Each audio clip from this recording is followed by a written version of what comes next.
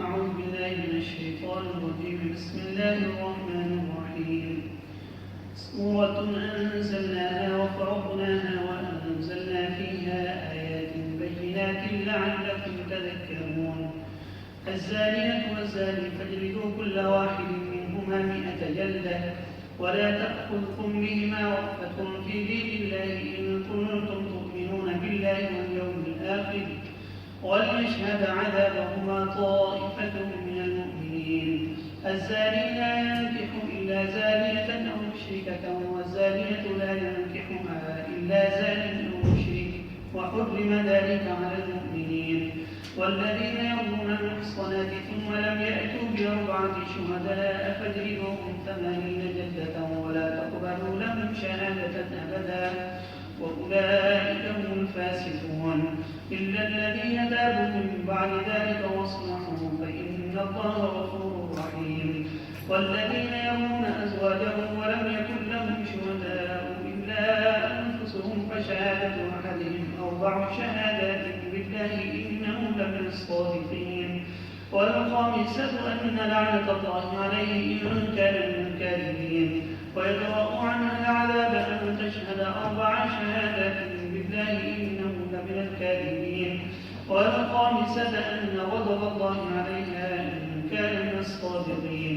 ولولا فضل الله عليكم ورحمته وأن الله تواب حكيم.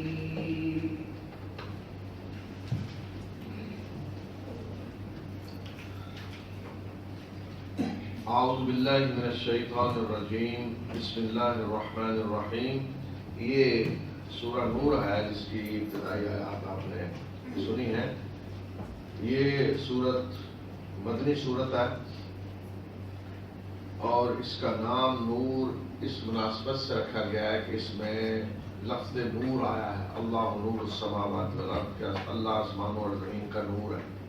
یعنی وہ سورت کے جس میں اللہ کے نور کا ذکر ہے. تو نام علامت کے طور پہ ہے کہ جس میں ایک موضوع ہے چھوٹا کچھ، ورنہ پوری سورت جو ہے وہ اس موضوع پہ نہیں ہے.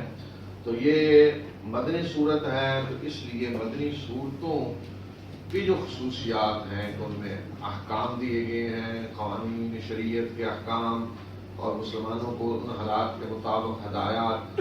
تو اس صورت میں بڑے اہم مضامین ہیں، قوانین ہیں. سب سے پہلے زنا کی سزا کا قانون ہے، پھر قذف کی ہے، پھر لعان کی ہے، پھر پردے کے احکام دیے گئے ہیں، گھروں میں آنے جانے کے احکام بتائے گئے ہیں اور منافقوں کے بارے میں بھی ہے. سورۃ انزلناها وفرضناها وانزلنا فیها آیات بینات لعلکم تذکرون. یہ ایک سورت ہے جسے ہم نے نازل کیا اور جس کے احکام کو ہم نے فرض کیا اور ہم نے اس میں واضح آیات یعنی واضح احکام نازل کیے ہیں تاکہ تم یاد رکھو، تاکہ تم سبق حاصل کرو. تو اس کی ابتدائی کیسی ہے کہ یہ ایک صورت ہے جسے ہم نے نازل کیا، بڑی اہم صورت. اس میں بڑے اہم احکام ہیں جو فرض کیے ہیں ہم پہ، اور اس میں بڑی واضح آیات ہیں جو ہم نے نازل کیے ہیں، اس لیے کہ شریعت کے بڑے اہم قوانین اس میں آ رہے ہیں. تو سب سے پہلا قانون، زانیہ عورت اور زانی مرد، ان میں سے ہر ایک کو 100 کوڑے مارو. اور اللہ کے قانون کے نفاذ کے معاملے میں ان پہ تمہیں کوئی ترس نہیں آنا چاہیے اگر تم اللہ اور یوم آخرت پر ایمان رکھتے ہو. اور ان کی سزا کے وقت مومنوں کے گروہ کو موجود ہونا چاہیے، حاضر ہونا چاہیے، یعنی ان کے سامنے سزا دی جائے. زانی نہ نکاح کرنے پائے مگر زانیہ عورت سے یا مشرکہ سے، اور زانیہ عورت سے نہ نکاح کرے مگر زانی یا مشرک، اور یہ چیز مومنوں پہ حرام کر دی گئی. تو یہ زنا کی سزا بتائی کہ زانیہ عورت ہو یا مرد، ہر ایک کو 100 کوڑے مارے جائیں گے. تو یہ سزا جو ہے، یہ حکم جب آیا تو اس سے پہلے ایک عارضی حکم موجود تھا. تو پیچھے سورہ نساء میں گزرا کہ اگر کوئی تم ہماری عورتوں میں سے بدکاری کی مرتکب ہو اور ان پہ گواہ بنا لو تو پھر انہیں گھروں میں رکھو یہاں تک کہ اللہ ان کے لیے کوئی راستہ نکال دے. تو وہ عبوری آرڈیننس تھا گویا کہ. تو اب یہ جب آیات نازل ہوئی تو رسول اللہ صلی اللہ علیہ وسلم نے فرمایا کہ اللہ نے ان کے لیے راستہ نکال دیا، یعنی قانون باقاعدہ آ گیا زنا کا. تو یہ قانون جو ہے، یہ جو سزا ہے، یہ ہے غیر شادی شدہ زانی کے لیے. اور اسی حدیث میں رسول اللہ صلی اللہ علیہ وسلم نے فرمایا کہ جو شادی شدہ ہو اس کی سزا الگ ہے، اور اس کا ذکر حدیث میں ہے، اور وہ ہے رجم کی سزا، کہ جب مرد عورت زنا کے جو مرتکب ہو رہے ہیں وہ شادی شدہ ہو. تو یہ غیر شادی شدہ کی سزا ہے 100 کوڑے. تو پہلے تو ثبوت ہوگا زنا کا، اور ثبوت کیا ہے کہ 4 گواہ اس طرح گواہی دیں کہ انہوں نے باقاعدہ اپنی آنکھوں سے دیکھا. اور جب یہ ثبوت ہو جائے، گواہی دیں، تو پھر یہ سزا دی جائے گی. اور اس سلسلے میں فرمایا کہ اللہ کے قانون کے نفاذ میں تمہیں کسی پہ ترس نہیں آنا چاہیے. آج بھی دیکھیں کہ اللہ کے قانون کے نفاذ میں جو چیز رکاوٹ بن رہی ہے وہ کیا ہے کہ مجرموں پہ ترس آنے لگتا ہے لوگوں کو. یعنی ایک آدمی بہت گھرانا جرم کرتا ہے، لیکن جب اسے سزا دینے کا وقت آئے گا لوگوں کو اس پہ ترس آ رہا ہوگا، دیکھیں جی اسے مارا جا رہا ہے، اسے سزا دی جا رہی ہے، پھر اس نے جو کچھ کیا ہے وہ کیا ہے، کتنا گھرانا جرم ہے. اور اگر تم سزا نہیں دو گے کسی جرم کی تو لوگوں کے لیے جرائم کرنا آسان ہو جائے گا. تو اسی طرح زنا جو ہے یہ پوری انسانیت کے خلاف ایک جرم ہے، معاشرے کے خلاف ایک جرم ہے. تو اگر اس کی سزا نہیں رکھیں گے تو معاشرہ تباہ ہو جائے گا. آج دیکھ لیں جو اشر ہو رہا ہے بہت سارے معاشروں کا، کہ انسانی نسل ساری برباد اور خطرے میں پڑ گئی، خاندانی نظام ختم، وہ اسی وجہ سے. ابھی تفصیل میں اس پہ گفتگو کرنے کا وقت نہیں ہے، آئندہ اس پہ انشاءاللہ کبھی بات کریں گے کہ وہ سارے قوانین احکام کی کیوں جب آتا ہے، کیوں اسلام نے زنا کی سزا رکھی، کیوں اسلام نے قذف کی سزا رکھی، کیوں شراب حرام ہے، کہ جہاں کیوں ہے، حکمتیں کیا ہیں، اور آج اگر اس پہ عمل نہیں ہو رہا تو نتائج کیا نکل رہے ہیں. اور پھر یہ بتایا کہ یہ سزا اس طرح نہیں کہ چھپا کر کہیں دی جائے، مومنوں کا ایک گروہ اس وقت موجود ہونا چاہیے، لوگوں کے سامنے دی جائے کیونکہ عبرت بنے سب لوگوں کے لیے. اگر آپ چھپا کر سزائیں 100 آدمیوں کو دے دیں تو اس کا وہ اثر نہیں ہوتا جتنا اس سزا کا ہوتا ہے جو ایک آدمی کو آپ دیں لیکن سب کے سامنے، تو سب ڈر جائیں گے، خوف طاری ہوگا، عبرت. تو اسلام میں سزائیں جو ہیں ان میں مقصد ایک عبرت بھی ہے، تاکہ لوگ عبرت حاصل کریں اور ڈر جائیں اور جو گناہ سے بچیں، دور رہیں. پھر یہ جو فرمایا کہ زانی نہ نکاح کرنے پائے، یعنی زانی جو مرد ہے پتہ ہے کہ یہ زانی ہے تو کوئی عورت اس سے نکاح نہ کرے، الا یہ کہ اسے کو ملے تو پھر اسی طرح کی کوئی زانیہ یا مشرکہ یا ملے، کوئی شریف عورت اس سے نکاح نہ کرے. اسی طرح فرمایا کہ جو عورت زانیہ ہے تو اس سے بھی کوئی شریف آدمی نکاح نہ کرے، الا یہ کہ اسی طرح کا زانی یا مشرکی ہو. اور پھر فرمایا کہ یہ چیز مومنوں پہ حرام کر دی گئی. اگر یہ کہا جائے کہ زنا حرام کر دیا گیا یہ بھی مطلب ہو سکتا ہے، اور اگر کہ یہ کہا جائے کہ جس نکاح کا ذکر ہو رہا ہے نکاح حرام کر دیا گیا ہے، تو اگر یہ دیا جائے مطلب تو پھر یہ ہوگا کہ کسی زانی مرد یا زانی عورت سے اگر کوئی دوسرا نکاح کرے گا تو نکاح ہوگا ہی نہیں. امام احمد بن حنبل نے یہی مطلب لیا ہے. وہ کہتے ہیں کہ اگر کوئی زانی مرد ہے تو اس سے کسی دوسرے کا نکاح ہوگا ہی نہیں. لیکن یہ بات صحیح نہیں، اس لیے کہ ایک ہوتا ہے قانونی طور پہ نکاح کا ہونا، اور ایک ہے کہ حقیقت میں کون کیا ہے. اور ممکن ہے کسی نے زنا کیا ہو بعد میں توبہ بھی کر لے، تو اس لیے زیادہ صحیح یہی بات ہے کہ یہ حرام کر دیا گیا، زنا جو ہے یہ حرام ہے. یا اگر یہ بھی مانا جائے کہ مومنوں پہ حرام ہے، مومنوں کو یہ نہیں کرنا چاہیے کہ زانی کسی مرد کو وہ اپنی بہن بیٹی اسے دے، یا کسی زانیہ سے کوئی مسلمان مرد نکاح کرے. اور جو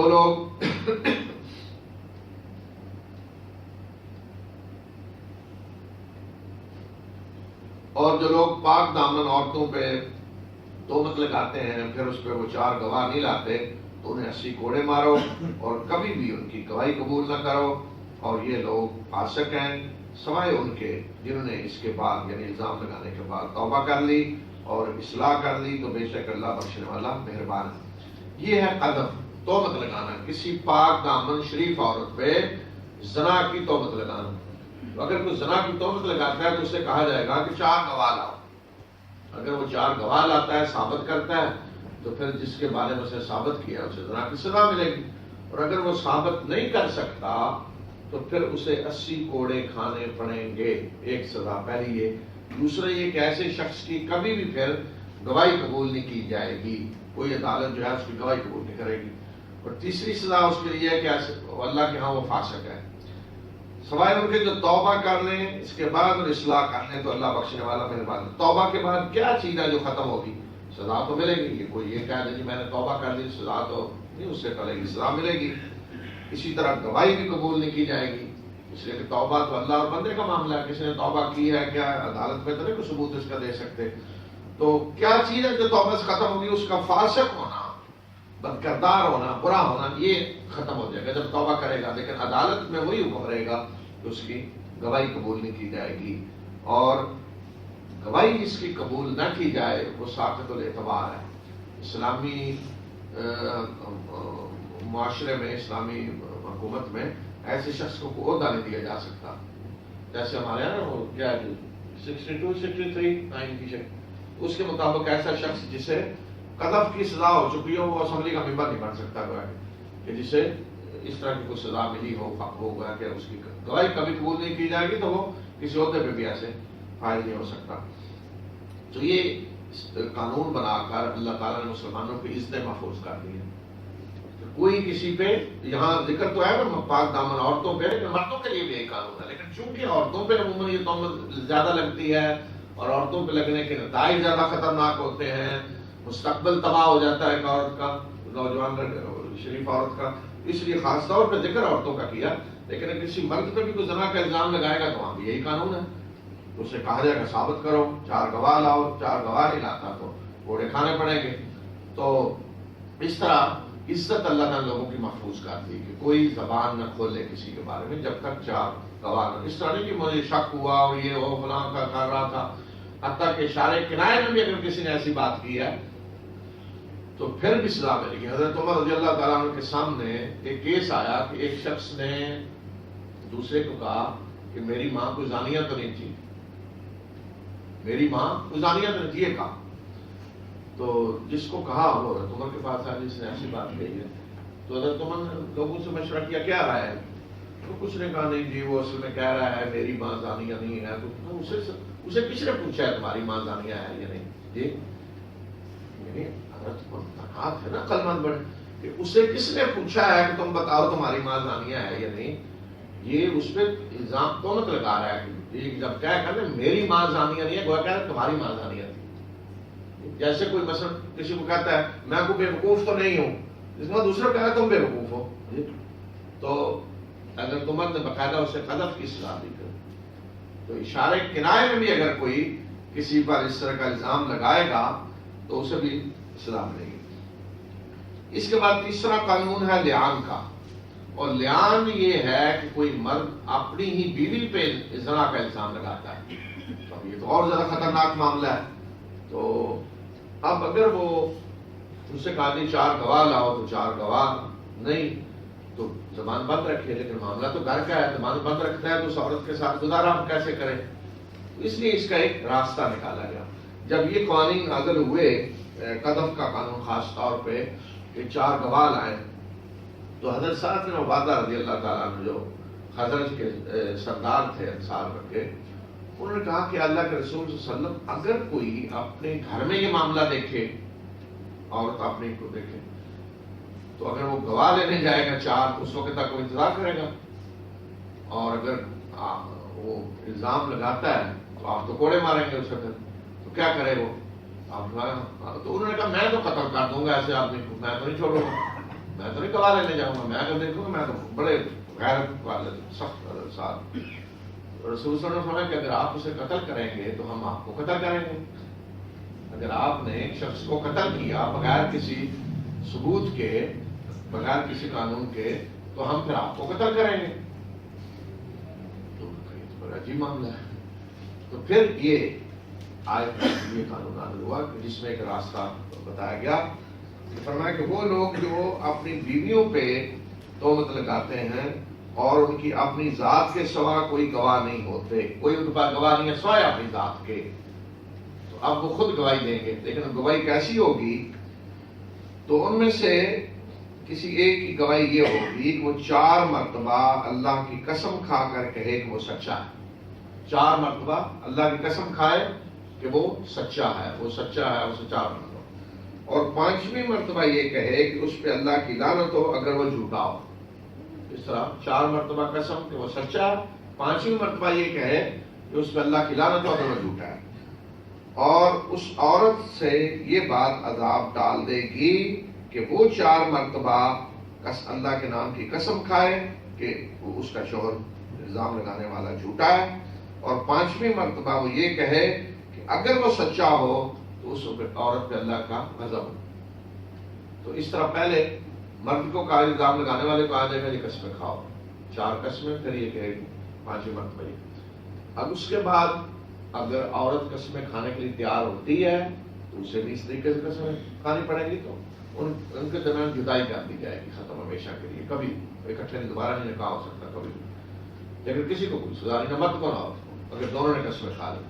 لیکن اگر مرد نے قسمیں کھائی ہیں اور عورت نہیں کھا رہی قسمیں تو پھر عورت کو سزا ملے گی، جناب، عورت کو پھر سزا ملے گی۔ لیکن اگر وہ قسم کھاتی ہے تو پھر اس سے بھی عذاب ڈال جائے گا، نہیں سزا ڈال جائے گی، پھر اس میں سزا دی جائے گی، لیکن فوراً انہیں جدا کر دیا جائے گا، نکاح ختم کر دیا جائے گا، کبھی وہ اکٹھے نہیں ہو سکتے۔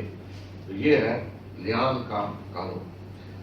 اور اگر تم پہ اللہ کا فضل اور اس کی رحمت نہ ہوتی اور یہ بات نہ ہوتی کہ اللہ بڑا توبہ قبول کرنے والا اور دنا ہے، تو تم مصیبت میں پڑ جاتے اس طرح کی ساری چیزوں میں، لیکن اللہ تعالیٰ نے یہ قوانین دے کر تمہارے لیے راستہ نکال دیا ہے، تمہاری عزتوں کو محفوظ کر دیا۔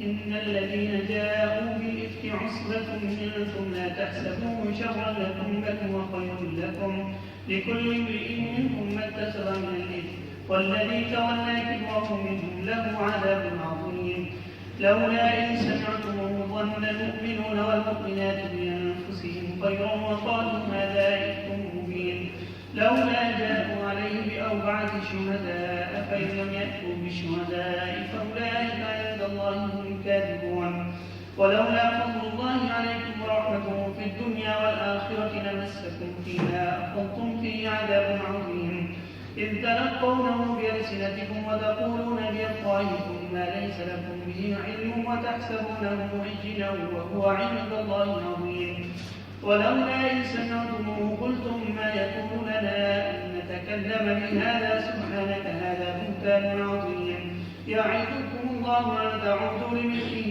أبدا إن كنتم مؤمنين ويبين الله لكم الآيات والله عليم حكيم إن الذين يحبون أن تشيع الفاحشة في الذين آمنوا لهم عذاب أليم في الدنيا والآخرة والله يعلم وأنتم لا تعلمون ولولا فضل الله عليكم ورحمته وأن الله رؤوف رحيم يا أيها الذين آمنوا لا تتبعوا خطوات الشيطان ومن يتبع خطوات الشيطان فإنه يأمر بالفحشاء والمنكر ولولا فضل الله عليكم ورحمته ما زكى منكم من أحد أبدا ولكن الله يزكي من يشاء والله واسع عليم ولا يأتل أولو الفضل منكم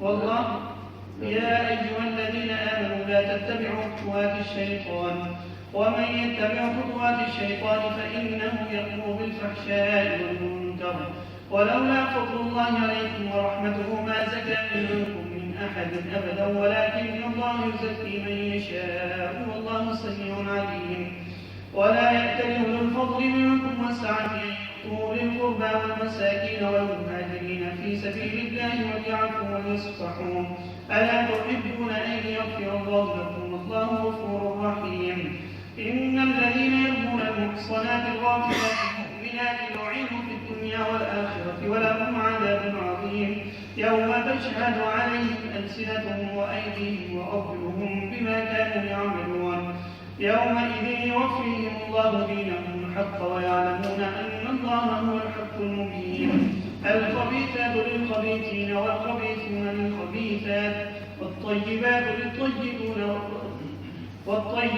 للطيبين والطيبون للطيبات أولئك مبررون مما يقولون لهم مغفرة ورزق كريم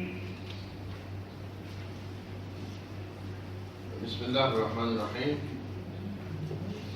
یہ آیات جو ہے یہ واقعہ افق سے متعلق ہے، ساری جو ابھی آپ نے سنی ہے، اور افق کہتے ہیں جھوٹ کو، تہمت، جھوٹ، تو اس سے مراد کیا ہے کہ حضرت عائشہ رضی اللہ تعالی عنہا پہ جو تہمت منافقین نے لگائی تھی، اور یہ واقعہ کب پیش آیا کہ غزوہ بنی المصطلق ایک ایسا غزوہ تھا کہ جس میں منافقین بہت بڑی تعداد میں شریک ہوئے.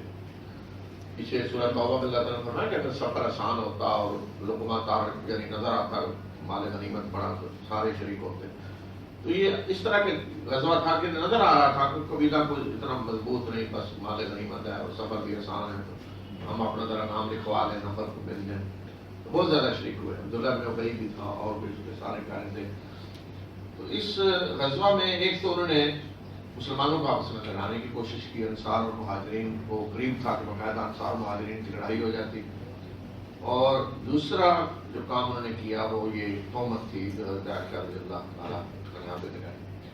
اور واقعہ اس طرح ہوا کہ رسول اللہ صلی اللہ علیہ وسلم اپنی ازواج میں سے کسی ایک کو غزوہ میں ساتھ لے جاتے قرآن اندازی کر کے. تو حضرت عائشہ کا نام لکھنا تو آپ ساتھ گئیں. تو ایک جگہ جب مسلمان پڑاؤ اٹھا کے چل رہے تھے صبح کے وقت، تو حضرت عائشہ یا جو بھی خواتین ہوتی وہ ہودج کے اندر ہوتی اور اس کو اٹھا کر اونٹ پہ رکھ دیا جاتا. تو حضرت عائشہ حاجت کے لیے گئیں، وہاں ان کا ہار گم ہو گیا، لیٹ ہو گئی، واپس نہیں آئیں. جن کی ڈیوٹی تھی انہوں نے سمجھا ہودج کے اندر ہیں، انہوں نے ہودج اٹھا کے اونٹ پہ رکھ دیا اور قافلہ چل پڑا. تو حضرت عائشہ جب واپس آئیں تو دیکھا کہ سب جا چکے ہیں. تو وہیں وہ لیٹ گئیں. تو ایک صحابی حضرت صفوان جن کی کہا جاتا ہے کہ ایک روایت میں کہ ڈیوٹی یہ تھی کہ پیچھے آئیں تاکہ وہ چیز پیچھے رہ گئی ہو تو پتہ چل جائے. اور دوسری روایت یہ بھی ہے کہ وہ ان کی عادت تھی ذرا لیٹ اٹھتے تھے. تو وہ لیٹ اٹھے، وہ بھی پیچھے رہ گئے تھے. تو انہوں نے دیکھا کہ نظر آیا کہ انسان ہے، قریب آئے تو آگے دیکھا حضرت عائشہ.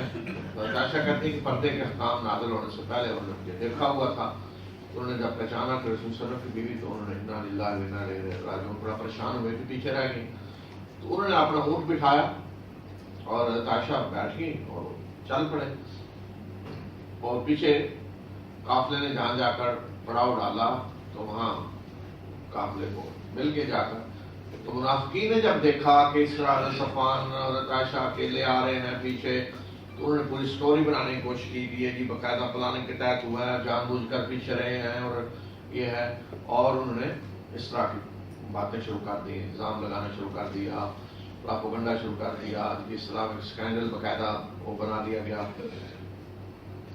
تو رسول صلی اللہ علیہ وسلم کو اس وقت پتہ چل گیا جو باتیں یہ کر رہے ہیں، لیکن حضرت عائشہ کو نہیں پتہ چلا. تو اسی طرح مسلمان مدینہ پہنچ گئے.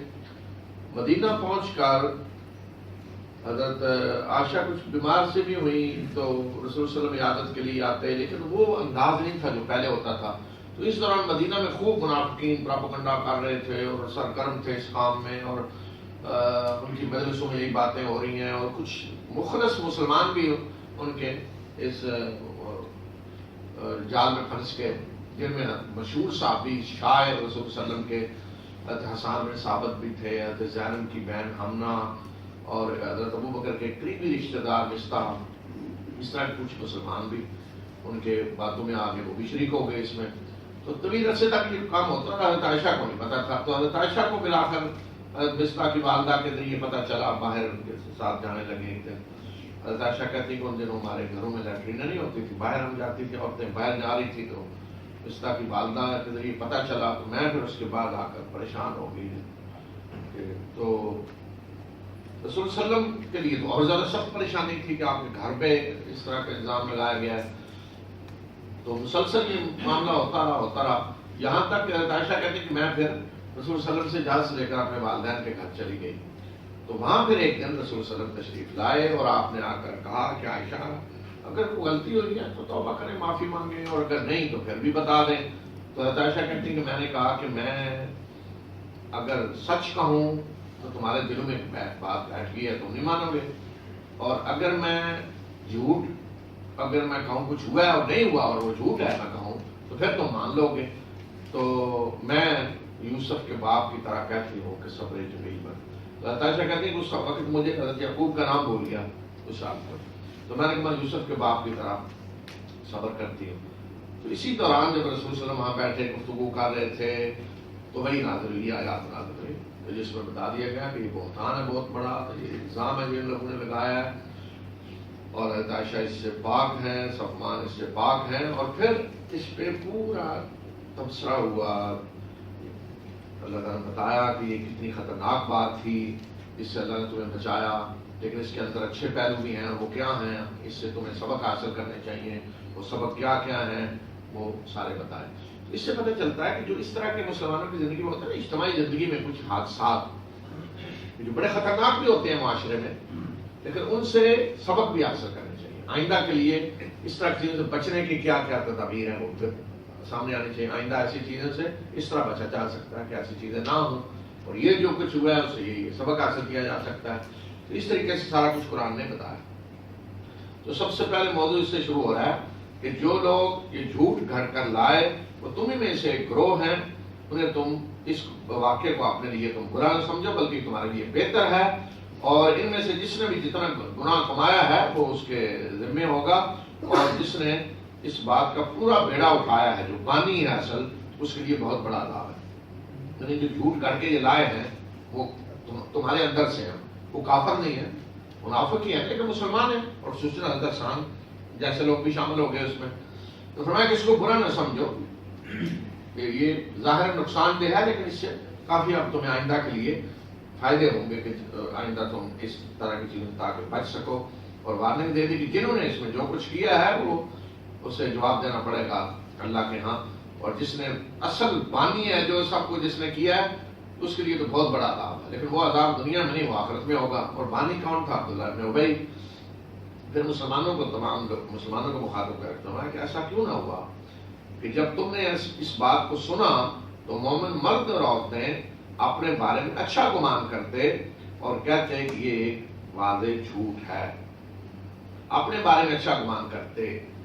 اگر اس کی بہترین تشریح حضرت ایوب اور ان کی بیوی، حضرت ایوب انصاری اور ان کی بیوی، ان کے گھر میں بات ہوئی کہ حضرت ایوب نے کہا کہ دیکھو اپنی بیوی کو، اگر تم اس جگہ پہ ہوتی تو کوئی ایسا سوال یہ پیدا ہوتا میرے ذہن میں، کوئی اس طرح کی بات آتی، یعنی اچانک کے بچھڑ جانا، لگ رہا ہے جانا، تو ایوب نے کہا کہ اگر یہ تم یہ کہہ رہی ہو تو میں بھی یہ کہتا ہوں کہ میں بھی ایسی جگہ پہ ہوتا تو سوال ہی نہیں موقع میرے ذہن میں کوئی ایسا خیال آتا۔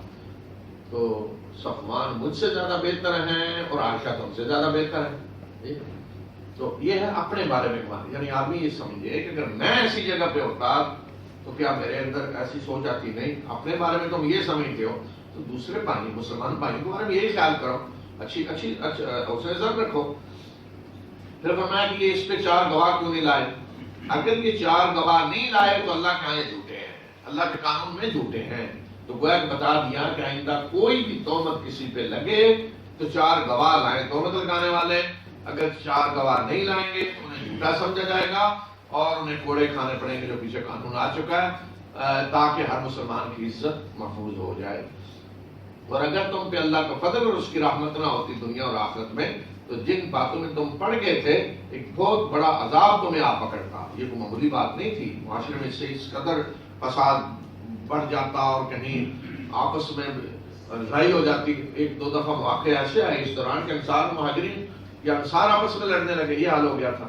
اس طرح کے فتنے جو ہیں وہ بڑے خطرناک ہوتے ہیں، اور اس وقت کو یاد کرو کہ تم جب اپنی زبانوں سے اس بات کو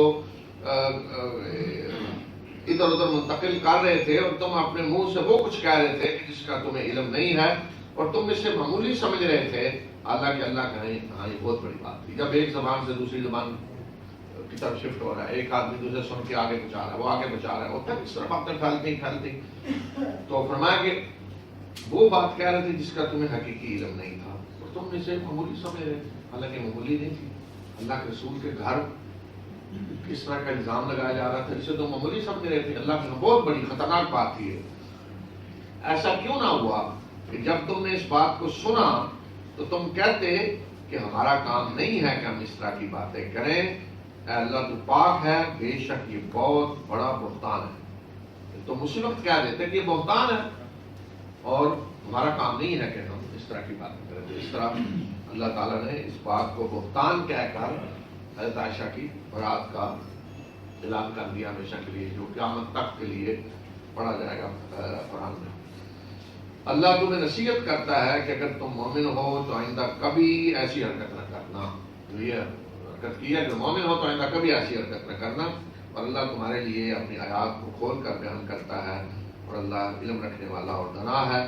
بے شک وہ لوگ جو چاہتے ہیں کہ ایمان لانے والوں کے اندر بے حیائی پھیلے، ان کے لیے دردناک عذاب ہے دنیا میں بھی اور آخرت میں بھی، اور اللہ جانتا ہے تو نہیں جانتے۔ اللہ جانتا ہے کہ بے حیائی کے نتائج کیا نکلتے ہیں، بے حیائی کس طرح معاشروں کو تباہ و برباد کرتی، اور جو بے حیائی چاہتے ہیں پھیلنے ان کے لیے عذاب ہے دنیا میں بھی اور آخرت میں بھی۔ اور اگر تم پہ اللہ کا فضل اور رحمت نہ ہوتی اور یہ بات نہ ہوتی کہ اللہ بڑا مشفق اور مہربان ہے، تو جن باتوں میں تم پڑھ گئے تھے اس کے بڑے خطرناک نتائج نکلتے۔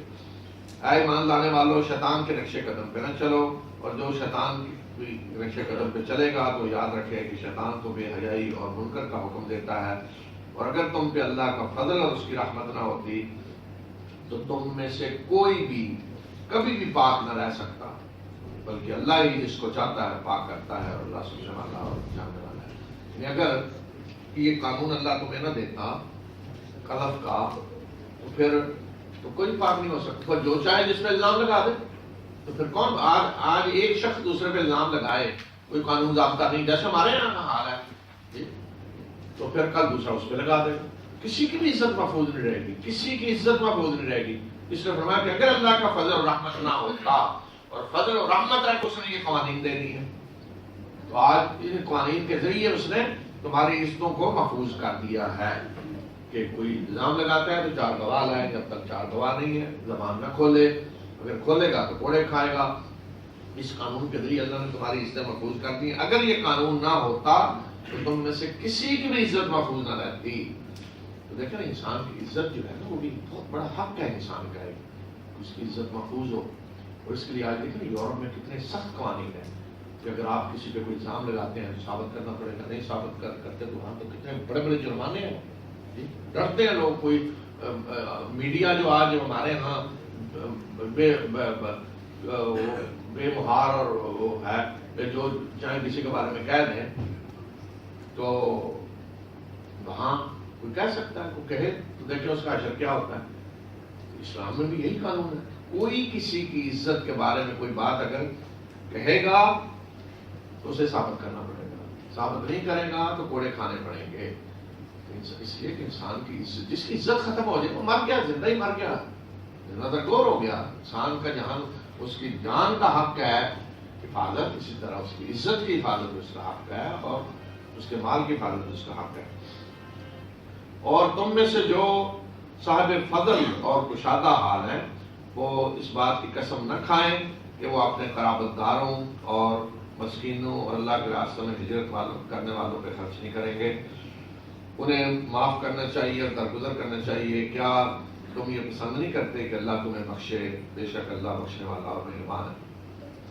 یہ آیت خاص طور پہ حضرت ابوبکر کے بارے میں نازل ہے کہ میں نے بتایا کہ کچھ مخلص مسلمان بھی اس میں جال میں پھنس گئے تھے، ان میں حضرت مصطح تھے جو حضرت ابوبکر کے قریبی رشتہ دار تھے، ان کی والدہ خاص طور پہ مصطح، تو حضرت وہ غریب تھے، حضرت ابوبکر ان پہ خرچ کرتے، مدد کرتے ان کی، تو جب انہوں نے اس میں حصہ لیا، فطر تھا نا، تو ابوبکر کو تکلیف ہوئی کہ یہ میرا رشتہ دار، میں اس کی مدد بھی کرتا ہوں اور میری بیٹی پہ الزام لگانے میں پیش ہے، اور بیٹی بھی کون؟ جو اللہ کے رسول کی بیوی۔ فطر تھا، صحیح غصہ تھا ان کا، غصہ آیا، اور نے قسم کھائی کہ آئندہ میں اس شخص کی ذرا مدد نہیں کروں گا، اتنا کمینہ آدمی کہ میری بیٹی پہ الزام لگا رہا ہے اور میں نے یہ اتنی مدد کی، اور سارا فطر تھا، بالکل فطر۔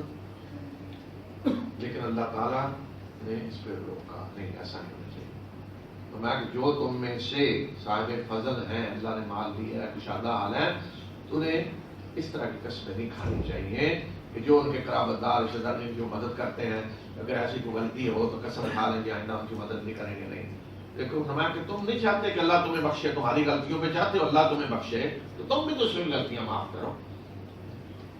تو حضرت ابوبکر نے جب یہ سنا تو انہوں نے کہا ہاں اللہ میں چاہتا ہوں کہ تم مجھے بخشے، کیا تم نہیں چاہتے کہ اللہ تمہیں؟ کہا اللہ میں چاہتا ہوں تو مجھے بخشے، اور پہلے سے زیادہ مدد ان کی شروع کر دی.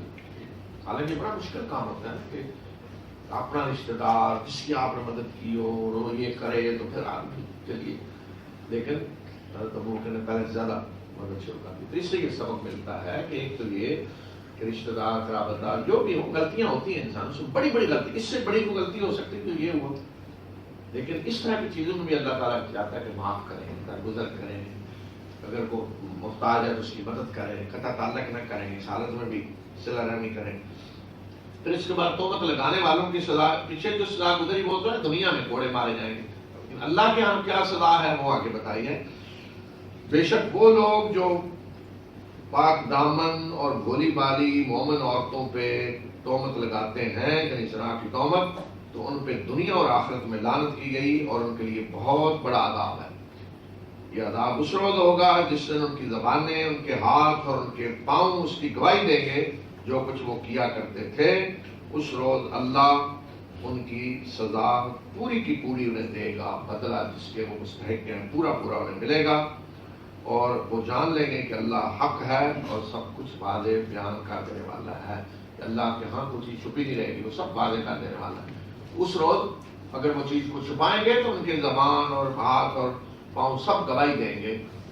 تو خاص طور پہ جہاں کہ شریف پاک دامن بھولی بھالی مسلمان عورتیں ان پہ تہمت لگائیں، تو اب ایک پہ اس طرح کی تہمت لگا، اس کا تو مستقبل ختم ہو گیا نا، اس کی زندگی ختم ہوگی. تو ایک تو سزا وہ ہے جو رکھی گئی کوڑے، اور پھر یہ اللہ کے ہاں سزا کہ لعنت، اللہ کے ہاں لعنت سے بڑی کوئی سزا نہیں ہوگی. جس پہ اللہ کی لعنت ہوگی وہ ختم ہو گیا، اس سے بڑی کوئی بربادی نہیں ہو سکتی کہ کسی پہ اللہ کی لعنت ہو جائے. اور لعنت کیا ہے کہ اللہ کی رحمت سے مایوس ہو گیا، اللہ کی رحمت اس کے لیے دروازے رحمت کے بند کر دیے گئے. اور جس پہ اللہ کی رحمت کے دروازے بند ہو گئے وہ دنیا اور آخرت سب میں برباد ہو گیا. تو سب سے بڑی سزا اللہ کی طرف سے ہے کہ کسی پہ لعنت کر دی جائے، تو اس کی سخت ترین سزا رکھی لعنت. اور رسول اللہ صلی اللہ علیہ وسلم نے بھی جو بڑے بڑے گناہ بتائے ہیں کبیرہ، جو انسان کی ساری نیکیوں کو بھی کھا جاتے ہیں، چٹ جاتے ہیں، ان میں یہ بھی بتایا ہے کہ پاک دامن شریف بھولی بھالی عورتوں پہ تہمت لگانا، قذف المحصنات الغافلات، یہ تہمت لگانا. تو آپ نے فرمایا کہ یہ کبیرہ گناہوں میں سے ہے جن سے ساری نیکیاں انسان کی ضائع ہو جاتی ہیں. اور خبیث عورتیں خبیث مردوں کے لیے، خبیث مرد خبیث عورتوں کے لیے، اور پاکیزہ عورتیں پاکیزہ مردوں کے لیے، اور پاکیزہ مرد پاکیزہ عورتوں کے لیے ہیں. اور یہ لوگ بری ہیں اس سے جو لوگ ان کے بارے میں اس طرح کی باتیں کرتے ہیں، ان کے لیے مغفرت ہے اور عزت کی روزی ہے. تو یہ بتایا کہ دیکھو اللہ کے رسول صلی اللہ علیہ وسلم کے گھر کے بارے میں یہ کہہ رہے ہو، تو رسول ایک بتا دیا کہ جو آدمی پاکیزہ ہے اس کے ساتھ کوئی بری عورت رہ سکتی ہے، یا ایک پاکیزہ عورت کے ساتھ کوئی برا آدمی رہ سکتا ہے. سوال پر یعنی کہ غلطی سے کوئی نکاح ہو بھی جائے تو کیا وہ رہ سکے گا ایک دوسرے کے ساتھ؟ سوال نہیں پیدا ہوتا. جی تو پاکیزہ مرد کے ساتھ پاکیزہ عورت ہی رہ سکے گی، اور پاکیزہ عورت کے ساتھ پاکیزہ مرد ہی رہ سکے گا. یہ ممکن ہی نہیں کہ پاکیزہ عورت کے ساتھ خبیث مرد، اور یہ جوڑے اس طرح ملتے نہیں ہیں. جوڑے یہی ہے کہ جو طیب ہے اس کے ساتھ طیبہ ہوگی، اور جو خبیث ہے اس کے ساتھ خبیث. وہ ہمارے یہاں وہ جب ہم کہتے ہیں نا کہ برا جو ہے وہ بڑے دور سے بھی آ کے وہ مل جاتا ہے برے کو، یعنی برا برے کو ملتا ہے بڑے دور سے سفر کر کے، تو اس طرح اچھا بھی اچھے کو مل جاتا ہے. تو ہمیشہ جو برے ہیں ان کے ساتھ اچھے لوگ نہیں رہ سکتے، اور جو اچھے ہیں ان کے ساتھ برے نہیں رہ سکتے. تو اس لیے بتایا کہ جو تم باتیں کر رہے تھے سوچو کہ کس کے بارے میں، رسول صلی اللہ علیہ وسلم کے گھر کے بارے میں اس طرح کی باتیں کر رہے تھے. يا أيها الذين آمنوا لا تدخلوا بيوتا غير بيوتكم حتى تستأنسوا وتسلموا على أهلها ذلكم خير لكم لعلكم تذكرون. فإن لم تجدوا فيها أحدا فلا تدخلوها حتى يأذن لكم، وإن قيل لكم ارجعوا فارجعوا وأزكى لكم والله بما تعملون عليم. ليس عليكم جناح أن تدخلوا بيوتا غير مسكونة فيها متاع لكم والله يعلم ما تبدون وما تكتمون. قل للمؤمنين يغضوا من أبصارهم ويحفظوا فروجهم ذلك أزكى لهم إن الله خبير بما يصنعون. وقل للمؤمنات يغضن من أبصارهن ويحفظن فروجهن ولا يبدين زينتهن إلا ما ظهر منها وليضربن بخمرهن على جيوبهن ولا يبدين زينتهن إلا لبعولتهن أو آبائهن أو آباء بعولتهن أو أبنائهن أو أبناء بعولتهن أو إخوانهن أو بني إخوانهن أو بني أخواتهن أو نسائهن أو ما ملكت أيمانهن أو التابعين غير أولي الإربة من الرجال أو الطفل الذين لم يظهروا على عورات النساء ولا يضربن بأرجلهن ليعلم ما يخفين من زينتهن وتوبوا إلى الله جميعا أيها المؤمنون لعلكم تفلحون وأنكحوا الأيام منكم والصالحين من عبادكم وإمائكم إن يكونوا فقراء يغنيهم الله من فضله والله واسع عليم وليستعفف الذين لا يجدون نكاحا حتى يغنيهم الله من فضله والذين يبتغون الكتاب مما ملكت أيمانكم فكاتبوهم إن علمتم فيهم خيرا وآتوهم من مال الله الذي آتاكم ولا تكرهوا فتياتكم على البغاء إن أردنا تحسنا لتبتغوا عرض الحياة الدنيا ومن يكرهن فإن الله من بعد إكراههن غفور رحيم ولقد أنزلنا إليكم آيات مبينات ومثلا من الذين خلوا من قبلكم وموعظة للمتقين. یہ آیات جو آپ نے سنی ہے ان میں پردے کے احکام بھی بتائے گئے ہیں اور گھروں میں آنے جانے کا طریقہ بھی بتایا گیا تاکہ اس طرح کی چیزوں سے بچا جا سکے جس سے اس طرح کے شبہات پیدا ہوتے ہیں اور الزام لگتے ہیں اور پھر آگے بے حیائی کی طرف بات چیزیں لے جاتی ہیں تو ان سے بچانے کے لیے باقاعدہ یہ احکام دیے پردے کے اور گھروں میں آنے جانے کے. اے ایمان لانے والوں تم اپنے گھروں کے سوا دوسرے گھروں میں داخل نہ ہو یہاں تک کہ اچھی طرح تعارف حاصل کر لو اور گھر والوں کو سلام میں کہہ لو. یہ تمہارے لیے بہتر ہے تاکہ تم جہانی سبق حاصل کرو. یعنی اپنے گھروں کے علاوہ اگر کوئی دوسرے گھر میں جا رہے ہو تو دو چیزیں بتائیں. ایک تو یہ کہ گھر والوں کو سلام دو اور تعارف حاصل کرو یعنی اپنا تعارف کرا لو. تو اس کا طریقہ رسول صلی اللہ علیہ وسلم نے یہ بتلایا کہ جب تو کسی کے گھر جائے تو السلام علیکم دروازے سے ہٹ کے تھوڑا کھڑا ہو تاکہ نظر نہ سامنے پڑے. دروازہ کھولے تو سائڈ پہ کھڑا ہو کر السلام علیکم کہہ کر بتایا میں کون ہوں اور اجازت مانگے کیا میں اندر آ سکتا ہوں. پھر اگر کوئی جواب نہیں آئے تھوڑی دیر انتظار کریں. ممکن ہے تو نماز پڑھ رہا ہو کچھ کسی جگہ مصروف ہو آ رہا ہو نکل رہا ہو کپڑے کچھ بدل کے تھوڑی دیر انتظار کریں. پھر کچھ دیر بعد دوبارہ اسی طرح السلام علیکم میں فلاں ہوں کیا میں اندر آ سکتا ہوں. تھوڑی دیر انتظار کریں. پھر اسی طرح تیسری دفعہ کہیں. اگر کوئی جواب نہیں آتا تو واپس چلا جائے. تو اس میں تعارف کرانا میں فلاں ہوں اور کیا میں اندر آ سکتا ہوں. تو آج کل بیل لگی ہے بیل بجائیں. اگر اندر سے آواز آئے کون جی تو اسی طرح بتائیں میں فلاں ہوں اور میں ملنا چاہتا ہوں میں فلاں سے ملنا چاہتا ہوں. کہ ہے تو یہ ہے اجازت باقاعدہ اپنا تعارف کرانا. تو ایک چیز جو بڑی عجیب ہے بعض لوگوں کے یہاں تو مجھے کون میں ہوں جی آپ کو ہی آ جی آپ کو کیا ہوگا میں کیا ہوتا ہے اپنا بتائیں میں فلاں ہوں. تو کوئی پوچھے کون تو میں ہوں نہیں غلط. میں فلاں ہوں اور ملنا چاہتا ہوں فلاں سے ملنے آئے. اور اگر جواب نہیں آتا تو پھر بھی واپس چلے جائیں. اور اگر وہ کہتا ہے جی فلاں شوق سو رہا ہے یا مصروف ہے تو پھر بھی واپس چلے جائیں. یہی بالکل چیز فون پہ بھی ہے. فون کے بھی یہی اداب ہے. یہ نہیں کہ آپ نے فون کی آگے سے اٹھایا تب بات پوری شروع کر دی پتہ نہیں وہ کس حالت میں ہے کیا ہے اپنے اسٹوری سنانے کی شروع کر دی. بات چلو 10 منٹ بعد ہو شاید نہیں. وہاں بھی اجازت لیں کہ جب آگے سے کسی نے فون اٹھایا میں فلاں بول رہا ہوں کیا اس وقت بات ہو سکتی ہے میں آپ سے کوئی بات کرنا چاہتا ہوں کر سکتا ہوں کیا آپ فارغ ہیں کہ آپ سے بات کر لوں.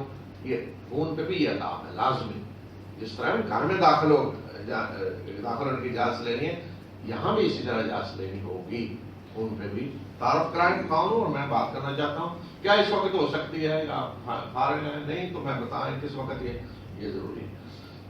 پورا تو وہ نہیں اٹھا رہا تو ٹھیک نہ اٹھائے. اور پھر بتایا کہ اگر تم گھر میں کسی کو نہ پاؤ گھر میں کوئی بھی نہیں ہے تو پھر داخل نہ ہو. یعنی فارغ ہے گھر تو چلو جو گھس جاتے ہیں اس میں مسائل پیدا ہوتے ہیں الزام لگ سکتے ہیں چوری کیا کچھ ہو سکتا ہے. تو گھر میں داخل نہ ہو یہاں تک کہ تمہیں اجازت دے دی جائے، اجازت کے بغیر داخل نہ ہو، اور اگر تمہیں کہا جائے کہ واپس چلے جاؤ تو واپس چلے جاؤ، یہ تمہارے لیے پاکیزہ کار ہے، اس کو کوئی عزت کا مسئلہ نہیں بنانا چاہیے. کسی نے کہا جی نہیں ہے بڑا اچھا ہے چلے جائے، اور جو کچھ تم کرتے ہو اللہ اسے جانتا ہے. اور ایسے گھروں میں داخل ہونے میں تم پہ کوئی حرج نہیں ہے جو غیر رہائشی ہیں اور جس میں تمہارے فائدے کی کچھ چیزیں ہیں، اور اللہ جانتا ہے جو کچھ تم ظاہر کرتے ہو جو چھپاتے ہو. یعنی جو رہائشی گھر نہیں ہے، جسے آپ کہتے ہیں کہ پبلک پلیٹ فارم ہے، کوئی ہوٹل ہے، کوئی دفتر ہے، تو اس میں اجازت لینے کی ضرورت نہیں. مثلا یہاں کوئی دارالمان میں باہر کھڑا ہے کہ میں اندر آ سکتا ہوں، یہاں تو ہے اس لیے جائیں اندر. کسی دفتر میں باہر کھڑے ہو کے تو نہیں آپ اجازت لیں گے میں اندر آ سکتا ہوں، جائیں پلیٹ فارم ہے اندر جائیں. اسی طرح ہوٹل ہے، اس طرح کی چیزیں ہیں تو وہاں آپ جا سکتے ہیں اندر، اس لیے کہ وہ رہائشی جگہ نہیں ہے. رہائشی جو جگہ ان کے لیے قوانین ہے.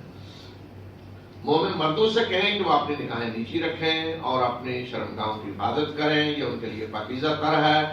بے شک جو کچھ وہ کرتے ہیں اللہ کو اس کی خبر ہے. اسی کہتے ہیں غض بصر، نگاہیں چلتے ہوئے اپنے نیچے رکھیں. نیچے رکھنے کا یہ مطلب نہیں کہ اصل مقصد یہ کہ ادھر ادھر نہ دوڑائیں، اور اگر کسی وقت کوئی چیز نظر آتی تو دوبارہ نہ اس پہ گاڑی نہ کریں. اس طرح رسول صلی اللہ علیہ وسلم نے فرمایا کہ پہلی نگاہ تو ٹھیک ہے غلطی سے پڑ جاتی ہے، لیکن دوبارہ جو قصد سے پھر ہوتی ہے وہ ٹھیک نہیں، اس پہ مواخذہ ہوگا. اس طرح فرمایا کہ اپنے شرمگاہوں کی حفاظت کریں. مومن عورتوں کو بھی یہ حکم ہے، اور مومن عورتوں سے بھی کہتے ہیں کہ وہ اپنی نگاہیں بچا کے رکھیں اور اپنی اندیشے کی جگہوں کی حفاظت کریں اور اپنی زینت کو ظاہر نہ ہونے دیں سوائے اس کے جو ناگزیر طور پہ ظاہر ہو جائے. خود چھپانے کے باوجود کچھ نہ کچھ ظاہر ہو جائے، اس طرح کہ چہرہ ہے، ہاتھ ہے، کچھ نہ کچھ ظاہر ہو جاتے ہیں. اور وہ اپنی اوڑھنیوں کی اپنے گریبانوں پہ بکل مار لیا کریں. یعنی یہ جو سر چادر اس طرح لیں سر پہ ساری کہ یہ چھپے سارے چادر اوپر اوڑھی. جب رکا جب آج پہنا جاتا ہے وہ خود بخود یہ دونوں کام کر دیتا ہے، چادر کی جگہ بھی اور دوسرا، تاکہ یہ جو حصہ ہے سینے والا یہ بھی چھپ جائے چادر. اور وہ اپنی زینت کو ظاہر نہ کریں سوائے اپنے شوہروں کے سامنے یا اپنے باپوں کے سامنے یا شوہروں کے باپوں کے سامنے یا بیٹوں کے سامنے یا شوہروں کے بیٹوں کے سامنے یا بھائیوں کے یا بھتیجوں کے یا بھانجوں کے یا اپنی عورتیں یعنی جو ان کی میل جول والی اچھی شریف عورتیں ہیں مسلمان. اگر کوئی بدکار عورت ہے تو اس کے لیے بھی حکم ہوگا اپنی زینت کا ظاہر کریں اس کے سامنے، یا اپنے غلاموں کے سامنے جو عورت کے غلام ہیں، یا ایسے مردوں کے سامنے کہ جو عورت کی ضرورت کی یا ایسے تابع مردوں کے سامنے جو عورت کی ضرورت کی عمر سے گزر چکے ہوں. جو کہتے ہیں نا نوکر ایسے جو دبے ہوئے بس ہوتے ہیں، اور وہ بھی ایسے کہ اب عورت کی ضرورت کی عمر سے گزر چکے ہیں، جن میں کوئی اس طرح کی کہیں ان کے دماغ میں آ نہیں سکتی اس طرح کی چیز. جیسے ہوتا ہے بعض لوگ ان کے دماغ میں کوئی سوچ سیاست کی حکومت حاصل کرنے کی دور تک نہیں آ سکتی. انہیں آپ صدر بھی لا کے بنا دیں کبھی نہیں سوچیں گے اس سے آگے انہیں بڑھنا ہے. بس دماغ کسی خانے میں کوئی سیاسی وہ نہیں ہوتی خواہش کچھ بھی. اسی طرح ان کو کہیں گے غیر اولی الاربع سیاست کے بارے میں. اور یہاں ہے کہ جو جنسی طور پہ جن کے اندر کوئی کسی طرح کی خواہش نہیں آ سکتی، اس کے اندر دبے ہوئے پسے ہوئے ہوتے ہیں. بعض ہوتے ہیں غلام نوکروں میں ایسے کوئی تو، لیکن وہ بھی اگر کوئی جوان ہے ٹھیک ٹھاک ہو تو پھر یہ نہیں کہیں گے کہ نوکر ہے. نوکر ایسے جو بالکل کوئی ان کے اندر اب کوئی ایسی چیز نہیں ہے. اور ایسے بچے جو بھی عورتوں کی پوشیدہ چیزوں سے آگاہ نہیں ہوئے، بالکل بچہ ہے اسے کوئی عورتوں کی پوشیدہ چیزوں کے ذہن میں پتہ ہی نہیں، خبر بھی نہیں، سن بھی لے دیکھ بھی لے تو کوئی اس کے ذہن میں ایسا خیال نہیں آئے گا. اور وہ اپنے پاؤں کو اس طرح مار کر نہ چلیں تاکہ ان کی جو زینت چھپی ہوئی ہے وہ ظاہر ہو جائے. چلتے ہوئے بھی اس طرح پاؤں نہ ماریں کہ آواز آ رہے اور زینت کوئی جو پاؤں میں ہے وہ ظاہر ہو جائے. اور اے مسلمانوں اے مومنوں تم سب مل کر اللہ کی طرف رجوع کرو تاکہ تم فلاح پاؤ. اور تم میں سے جو مجرد غیر شادی شدہ ہیں اور تمہارے غلاموں لونڈیوں میں سے جو صلاحیت ہے ان کے نکاح کرو. غلاموں لونڈیوں میں سے بھی جو دیکھتے ہو جن کے اندر صلاحیت ان کے بھی نکاح کرو. جو ویسے مجرد ہیں یا کنوارے ہیں یا ابھی شادیاں ان کے نکاح کرو تاکہ معاشرے کے اندر اس طرح کی جنسی ہیجان اور کیفیت نہ پیدا ہو. اور اگر وہ فقیر ہیں تو اللہ اپنے فضل سے غنی کر دے گا. یعنی جس کی شادی نہیں ہوئی ہو جی کیا کھائے گا کہاں سے کیا, اللہ کا وعدہ ہے کہ اللہ اسے غنی کرے گا. اور اللہ بڑی وسعت والا اور جاننے والا ہے. یعنی جن کے لیے اللہ نے وعدہ کیا ہے کہ فقیر ہے تو اللہ غنی کرے گا, ان میں سے یہ بھی ہے جو شادی کرتا ہے اپنی عفت کے لیے تو اللہ کا وعدہ ہے کہ اللہ اسے غنی کرے گا. اور جو تم اس نکاح کی استطاعت نہیں رکھتے تو انہیں عفت کا راستہ اختیار کرنا چاہیے یہاں تک کہ اللہ اپنے فضل سے انہیں غنی کر دے. اور جو تمہارے غلاموں میں سے مکاتب بننا چاہیں تو انہیں مکاتب بناؤ, اور جو مال اللہ نے اگر تم ان میں بھلائی دیکھو, اور جو مال اللہ نے تمہیں دیا اس میں سے انہیں دو. مکاتب بننا چاہیں کیا مطلب کہ کسی کا کوئی غلام ہے اور وہ اپنے مالک سے یہ اگریمنٹ کرنا چاہتا ہے کہ میں اتنا پیسہ دوں گا تو میں آزاد ہوں, اور وہ پیسہ یا تو وہ کہیں جی میں اتنی مدت بعد دے دوں گا اکٹھا تو میں آزاد, یا وہ کہیں جی ہر مہینے اتنا دوں گا یا ہر سال میں اتنا دوں گا, جب اتنا پورا ہو جائے گا تو میں آزاد. اس ایگریمنٹ کو کہتے ہیں مکاتبت ایگریمنٹ. تو فرمایا اس کا مطلب ہے کہ اس ذریعے سے غلاموں کو آزادی کا راستہ ملے گا, وہ آزاد ہوں. فرمایا کہ جو کرنا چاہے مکاتبت, اگر دیکھو ان میں بھلائی, اچھے شہری بن سکتے ہیں آزاد ہو کر, تو ان سے مکاتبت کرو, یعنی انہیں آزادی دو.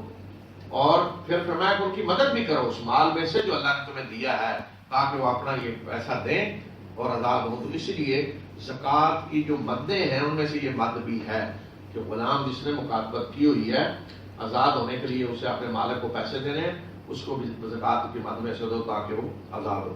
تو بہرحال اب تو آزاد نہیں ہے, غلام نہیں ہے, لیکن قانون اس وقت جو جس طرح کی ضرورتیں حاجتیں اس کے مطابق دیکھیں کہ اللہ تعالیٰ قوانین بتا رہے ہیں. اور تم اپنی لونیوں کو بدکاری پہ مجبور نہ کرو اگر وہ پاک دامن رہنا چاہیں, دنیا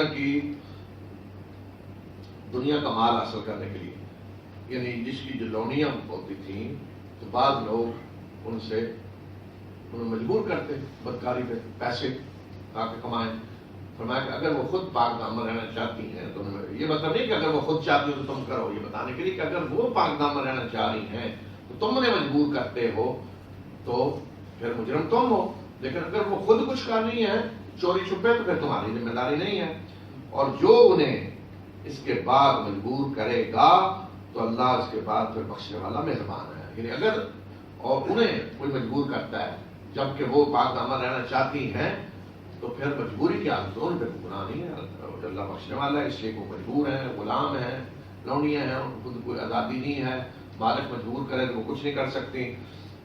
اور ہم نے تمہاری طرف واضح آیات نازل کر دی ہیں اور ان لوگوں کی مثالیں دے کر تمہیں سمجھایا جو تم سے پہلے گزرے ہیں, اور نصیحت نازل کر دی ہے متقی لوگوں کے لیے. الله نور السماوات والأرض مثل نوره كمشكاة فيها مصباح المصباح في زجاجة الزجاجة كأنها كوكب دري يوقد من شجرة مباركة زيتونة لا شرقية ولا غربية يكاد زيتها يضيء ولو لم تمسسه نار نور على نور يهدي الله لنوره من يشاء ويضرب الله الأمثال للناس والله بكل شيء عليم. في بيوت أذن الله أن ترفع ويذكر فيها اسمه ويسبح له فيها بالغدو والآصال رجال لا تلهيهم تجارة ولا بيع عن ذكر الله وإقام الصلاة وإيتاء الزكاة يخافون يوما تتقلب فيه القلوب والأبصار ليجزيهم الله أحسن ما عملوا ويزيدهم من فضله والله يرزق من يشاء بغير حساب. والذين كفروا أعمالهم كسراب بقيعة يحسبه الظمآن ماء حتى إذا جاءه لم يجده شيئا ووجد الله عنده فوفاه حسابه والله سريع الحساب. أو كظلمات في بحر لجي يغشاه موج من فوقه موج من فوقه سحاب ظلمات بعضها فوق بعض إذا أخرج يده لم يكد يراها ومن لم يجعل الله له نورا فما له من نور. ألم تر أن الله يسبح له من في السماوات والأرض والطير صافات كل قد علم صلاته وتسبيحه والله عليم بما يفعلون ولله ملك السماوات والأرض وإلى الله المصير ألم تر أن الله يزجي سحابا ثم يؤلف بينه ثم يجعله ركاما فترى الودق يخرج من خلاله وينزل من السماء من جبال فيها من برد فيصيب به من يشاء ويصرفه عن من يشاء يكاد سنا برقه يذهب بالأبصار يقلب الله الليل والنهار إن في ذلك لعبرة لأولي الأبصار والله خلق كل دابة من ماء فمنهم من يمشي على بطنه ومنهم من يمشي على رجلين ومنهم من يمشي على أربع يخلق الله ما يشاء إن الله على كل شيء قدير لقد أنزلنا آيات مبينات والله يهدي من يشاء إلى صراط مستقيم. بسم اللہ الرحمن الرحیم. اللہ آسمانوں اور زمین کا نور ہے اور اس کے نور کی مثال ایسے ہے جیسے ایک تاک ہو اور اس میں ایک چراغ ہو اور چراغ شیشے میں ہو اور شیشہ ایسا ہو گویا کہ وہ چمکتا ہوا تارا ہے اور وہ چراغ ایسے ببرکت زیتون کے درخت کے تیل سے جلایا جائے جو درخت نہ شرقی ہو نہ غربی اور اس کا تیل ایسا صاف ہو کہ وہ آگ کے چھونے کے بغیر ہی گویا کہ بھڑک پڑے. یہ نور پہ نور کے انتظام ہیں اور اللہ اپنے نور کی طرف رہنمائی کرتا ہے جس کی چاہتا ہے اور اللہ لوگوں کو مثالیں دے کر سمجھاتا ہے اور اللہ ہر چیز کو جاننے والا ہے. یہ نور رکھنے والے ایسے گھروں میں ہوتے ہیں کہ جن کو بلند کرنے کا اللہ نے حکم دیا ہے اور اس میں صبح و شام اس کے نام کا ذکر کرتے ہیں. ایسے لوگ کہ جنہیں تجارت اور خرید و فروخت اللہ کے ذکر اور نماز قائم کرنے اور زکوٰۃ کی ادائیگی سے غافل نہیں کرتے اور وہ اس دن کے بارے میں اندیشہ رکھتے ہیں ڈرتے ہیں کہ جس دن آنکھیں اور دل پلٹ رہے ہوں گے, یعنی خوف سے آنکھیں بھی پھری جا رہی ہیں دل بھی, تاکہ اللہ ان کے بہترین عمل کا انہیں بدلہ دے اور مزید اپنے فضل سے انہیں نوازے اور اللہ جس کو چاہتا ہے بے حساب رزق دیتا ہے. تو اللہ فرمایا کہ آسمان و زمین اللہ نور السماوات, آسمان و زمین میں جو بھی نور ہے وہ اللہ ہی کا عطا کردہ نور ہے, جو بھی روشنی نور. اور اس روشنی کی جو مثال دی مفسر کہتے ہیں اس سے گویا کہ مومن کا دل مراد ہے. اس نور کی مثال مومن کے دل میں اس نور کی مثال ایسے ہے یا کائنات میں بھی اس نور کی مثال ایسے ہے کہ یہ جو سارا بتایا کہ تاپ اونچی جگہ پہ پہلے ہوتا تھا کہ اس کے اندر ایک چراغ ہے, چراغ پھر شیشے میں ہے, شیشہ پڑا چمک رہا ہے اور تیل اس میں آلہ. اور یہ جو فرمایا کہ ایسے تیل سے جلایا جا رہا ہے ایسا درخت زیتون کا جو شرقی نگر یعنی جو درمیان کا درخت ہوتا ہے باغ کا, تو درمیان کا جو درخت ہوتا ہے وہ سب سے اعلیٰ ہوتا ہے. مشرقی پہ دھوپ زیادہ پڑتی ہے, آخر والا درمیان والا اچھا درخت ہمیشہ سمجھا جاتا ہے. تو یہ اس لیے بتایا کہ بہترین اعلیٰ کوالٹی کا تیل ہوا ہے کہ اس میں استعمال ہو رہا ہے اور ایسا تیل ہے شفاف کہ آگ کے چھوئے بغیر ہی گویا کو جل پڑے. اس طرح یہ فرمایا کہ اس طرح نور پہ نور کے اللہ نے انتظام کر دیے ہیں اور یہ نور مومن کے دل میں ہوتا ہے. اور ان فرمایا کہ یہ مومن کہاں ہوتے ہیں جن کے دل میں یہ نور ہے, وہ ایسے گھروں میں ہوتے ہیں کہ جن کو بلند کرنے کا اللہ نے حکم دی ہے, مسجدیں کہ جن میں صبح و شام اللہ کا ذکر کیا جاتا ہے. اور کہاں مسجدوں میں, اور کون ذکر کرتے ہیں کہ ایسے مرد کے جنہیں تجارت اور خرید و فروخت اللہ کے ذکر نماز قائم کرنے اور زکوٰۃ سے غافل نہیں کرتی, یعنی دنیا انہیں اللہ کے ذکر سے غافل نہیں کرتی. تو یہاں کو ہے کہ یہ بھی بتایا جا رہا ہے کہ دین اللہ کا یہ تقاضا نہیں کرتا کہ آپ دنیا چھوڑ دیں جیسے کہ رحمانیت میں ہے کہ دنیا چھوڑیں اور خانقاہوں میں جا بیٹھے. نہیں, اصل چیز یہ نہیں ہے کہ آپ دنیا چھوڑ کے خانقاہوں میں بیٹھے ہیں, بلکہ اصل امتحان یہ ہے کہ دنیا کے سارے کام آپ کر رہے ہوں اور وہ آپ کو اللہ کی یاد سے غافل نہ کریں. یہ اصل امتحان ہے. اور کام جو سب سے مشکل ہوتے ہیں تجارت میں بھی خرید و فروخت جب ہو رہی ہے, ایک گاہک کھڑا ہے سامنے جی, اس وقت آدمی پھر کہتا ہے جی اب تو سودا ہو رہا ہے، چھوڑیں بھول جائیں ہر چیز کو. تو اس وقت بھی فرمایا کہ اللہ کی یاد سے وہ لوگ اللہ کی یاد، نماز کے قیام اور زکوٰۃ سے غافل نہ ہوں. دنیا کے سارے کام کرتے ہوئے اپنے رب کو یاد رکھتے ہیں مومن، اور اس کے احکام بجا لاتے ہیں، اس کے احکام کے مطابق زندگی گزارتے ہیں. گویا کہ یہ وہ لوگ ہیں کہ جو جن کے دل اللہ کے نور سے منور ہیں. اب جو اللہ کے نور سے محروم ہیں، آگے ان کی مثال دی، اور جنہوں نے کفر کیا ان کے اعمال کی مثال ایسے ہے جیسے ایک صحرا میں ایک سراب کہ جس کو پیاسا دور سے پانی سمجھتا ہے، اور جب وہ اس کے پاس آتا ہے تو وہاں کچھ بھی نہیں پاتا، اور پھر اس کے پاس اللہ کو پاتا ہے اور اللہ اس کا حساب پورا کا پورا اسے دے دیتا ہے، اور اللہ جلد حساب کرنے والا ہے. یا مثال ان تاریکیوں کی ہے جو گہرے سمندر میں ہوتی ہیں کہ جس کے اوپر موج چھائی ہوتی ہے، اور پھر موج کے اوپر ایک اور موج ہوتی ہے، اور اوپر بادل ہوتا ہے. یہ تاریکیوں پہ تاریکیاں ہیں، اور اگر کوئی شخص وہاں اپنا ہاتھ بھی نکالے تو وہ بھی ممکن نہیں کہ اسے نظر آئے. یعنی اس طرح تاریکیاں کہ ہاتھ اپنا بھی اسے نظر نہ آئے، اور جس کے لیے اللہ نور نہ، جسے اللہ نور نہ دے اس کے لیے کوئی نور نہیں ہے. تو یہ گویا کہ مثال دی شرک اور کفر کی جو تاریکیاں ہیں، تاریکیوں پہ تاریکیاں، ایک نہیں اس طرح ایک کے اوپر جس طرح کے موج کے اوپر موج. تو یہ بہرحال اصل تو مثال دی ہے کفر کی. ایک تو یہ کہ شرک کرنے والا جس کو بہت بڑا اپنا عمل سمجھ رہا ہوتا ہے نا، اس کی مثال دیکھ سمجھا کہ جیسے صحرا میں کسی کو ریت دور سے پانی کا تالاب نظر آ رہا ہے، وہ جائے گا تو وہاں کچھ نہیں ہوگا. اسی طرح جو شرک کر رہا ہے وہ اپنے ان اعمال کو جو سمجھ رہا ہے بڑے اچھے ہیں، آخرت میں جب جائے گا تو وہاں کچھ بھی نہیں ہوگا، اور اللہ پکڑ لے گا پھر اسے وہاں. اور اسی طرح فرمایا کہ جو شرک کر رہا ہے وہ تاریکیوں میں بھٹک رہا ہے، اس کے پاس کوئی روشنی نہیں ہے، اور اتنی بھی روشنی نہیں کہ یہ اعلیٰ کو اپنا ہاتھ بھی نہیں دیکھ سکتا، اتنا اندھا بن چکا ہے. اور یہ مثال جو قرآن نے دی ہے بالکل جو لوگ سمندر میں جاتے ہیں کہتے ہیں حرف بحرف اسی طرح ہے. اور یہ کہاں ہوتا ہے؟ گہرا سمندر، عام سمندر نہیں، اس لیے کہا ہے گہرا سمندر.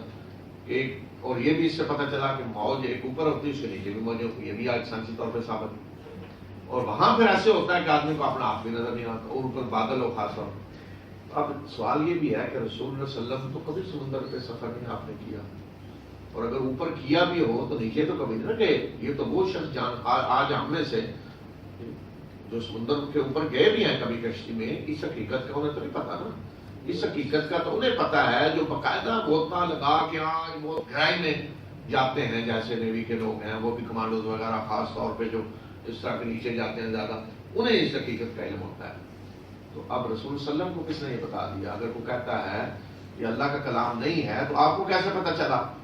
اس سے ثابت یہ ہوتا ہے کہ اس ہستی کا کلام ہے کہ جس سے کوئی چیز چھپی ہوئی نہیں ہے، جو سمندروں کے بھید جانتا ہے، کائنات کے بھید جانتا ہے، جس نے ہر چیز کو پیدا کیا. کیا تم نے دیکھا نہیں کہ اللہ ہی کی تسبیح کرتے ہیں وہ بھی جو آسمانوں اور زمین میں ہیں، اور پرندے بھی صفے باندھے، ہر ایک کو اپنی نماز کا بھی علم ہے اور تسبیح کا بھی علم ہے، اور اللہ جانتا ہے جو کچھ کرتے ہیں. یعنی ہر ایک نماز بھی پڑھ رہا ہے، تسبیح بھی کر رہا ہے، پرندے بھی، ہر مخلوق ساری.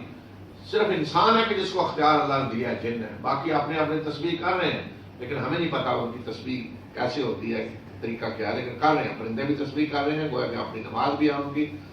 اور اللہ کی بادشاہی آسمانوں اور زمین میں، اور اسی کی طرف پر کر جانا ہے.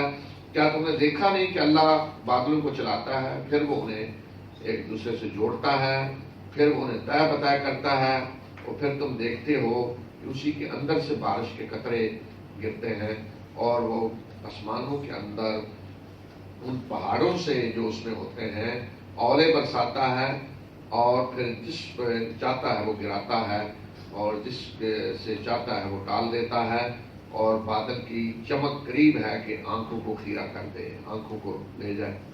تو یہ جو آیت ہے یہ بھی قرآن کے معجزات میں سے ہے کہ اللہ بادل کو چلا کے لاتا ہے، پھر جوڑتا ہے اسے، پھر نیچے اترتا ہے، بتا کرتا ہے. یہ قرآن میں تین جگہ بادلوں کا بتایا، ایک یہ ہے، ایک آگے آ رہا ہے، اور ایک تیسرے پارے میں. یہ وہ بادل ہیں جن سے اولے برستے ہیں. تو یہ اولے برسنے والے بادل وہ ہیں جو پہاڑوں کی طرح نیچے سے اوپر کی طرف ہوتے ہیں. پھر اللہ ان سے پہاڑوں، آسمان میں جو پہاڑ ہیں، کس کے؟ بادلوں کے، گویا کے پہاڑ ہیں نیچے سے اوپر، ان سے اولے برس. جو عام بادل ہوتا ہے اس طرح پھیلے، اس سے اولے نہیں برستے، اس سے عام بارش ہوگی. یہ بادل ہے جس سے اولے برسیں گے. اور یہی بادل ہے کہ جس میں بجلی ہوگی زیادہ. اسی بادل میں، جس اولے برسیں گے اسی میں زیادہ بجلی بھی ہوگی. فرمایا کہ پہاڑ جیسے بادلوں سے اولے بھی برساتا ہے، اور جس پہ چاہتا ہے وہ سزا کے طور پہ برسا کے اسے برباد کر دیتا ہے، فصلیں تباہ ہو جاتی ہیں، اور جسے بچانا چاہتا ہے ان اولوں سے بچا بھی لیتا ہے.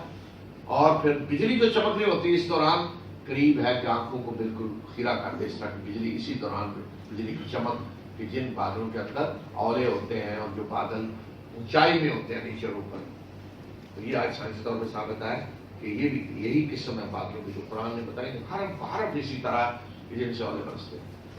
تو اگر وہ کہتا ہے کہ قرآن اللہ کی کتاب نہیں تو پھر کس کو یہ معلوم ہو گیا 14 سال پہلے جو آج سائنسدانوں کو معلوم ہے کہ بادلوں کی قسمیں کیا ہیں اور کون سے ہیں جن سے اولے برستے ہیں اور کون سے قسمیں ہیں.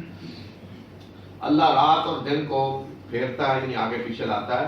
بے شک اس میں عبرت ہے آنکھیں رکھنے والوں کے لیے جو دیکھتے ہیں غور و فکر کرتے ہیں. اور اللہ نے ہر جاندار کو پانی سے پیدا کیا، اور ان میں سے ایسے بھی ہیں جو اپنے پیٹ کے بل چلتے ہیں، اور ایسے بھی ہیں جو 2 ٹانگوں پہ چلتے ہیں، اور ایسے بھی ہیں جو 4 ٹانگوں پہ چلتے ہیں. اللہ جو چاہتا ہے پیدا کرتا ہے. بے شک وہ ہر چیز پہ قدرت رکھنے والا ہے. اور ہم نے واضح کر دینے والی آیات نازل کر دی ہیں، اور اللہ جس کی چاہتا ہے سیدھے راستے کی طرف رہنمائی کرتا ہے. ويقولون آمنا بالله وبالرسول وأطعنا ثم يتولى فريق منهم من بعد ذلك وما أولئك بالمؤمنين وإذا دعوا إلى الله ورسوله ليحكم بينهم إذا فريق منهم معرضون وإن يكن لهم الحق يأتوا إليه مسلمين أفي قلوبهم مرض أم ارتابوا أم يخافون أن يحيف الله عليهم ورسوله بل أولئك هم الظالمون إنما كان قول المؤمنين إذا دعوا إلى الله ورسوله ليحكم بينهم أن يقولوا سمعنا وأطعنا وأولئك هم المفلحون ومن يطع الله ورسوله ويخشى الله ويتقه فأولئك هم الفائزون وأقسموا بالله جهد أيمانهم لئن أمرتهم ليخرجن قل لا تقسموا طاعة معروفة إن الله خبير بما تعملون قل أطيعوا الله وأطيعوا الرسول فإن تولوا فإنما عليه ما حمل وعليكم ما حملتم وإن تطيعوه تهتدوا وما على الرسول إلا البلاغ المبين وعد الله الذين آمنوا منكم وعملوا الصالحات ليستخلفنهم في الأرض كما استخلف الذين من قبلهم ولا يمكنن لهم دينهم الذي ارتضى لهم وليبدلنهم من بعد خوفهم أمنا يعبدونني لا يشركون بي شيئا ومن كفر بعد ذلك فأولئك هم الفاسقون وأقيموا الصلاة وآتوا الزكاة وأطيعوا الرسول لعلكم ترحمون لا تحسبن الذين كفروا معجزين في الأرض ومأواهم النار ولبئس المصير. یہ آیات جو آپ نے سنی ہے یہ اب منافقوں کے بارے میں، کیونکہ مدنی صورت ہے تو ہر مدنی صورت میں آپ دیکھیں گے منافقوں کا بھی ذکر آ رہا ہے، جس سے پتہ چلتا ہے کتنا بڑا یہ اس وقت ایک ایشو تھا، مسئلہ تھا منافقوں کا. اور یہ لوگ کہتے ہیں کہ ہم اللہ پہ ایمان لائے رسول پہ اور ہم نے اطاعت کی. پھر ان میں سے ایک گروہ اس کے بعد منہ پھیرتا ہے اور حالانکہ وہ مومن نہیں ہے، یعنی جو کچھ کہہ رہے ہیں زبان سے کہہ رہے ہیں مومن وہ نہیں ہے. اور جب انہیں اللہ اور اس کے رسول کی طرف بلایا جاتا ہے تاکہ وہ اس کے درمیان فیصلہ کرے، یعنی اللہ کا رسول، تو ان میں سے ایک گروہ منہ موڑتا ہے.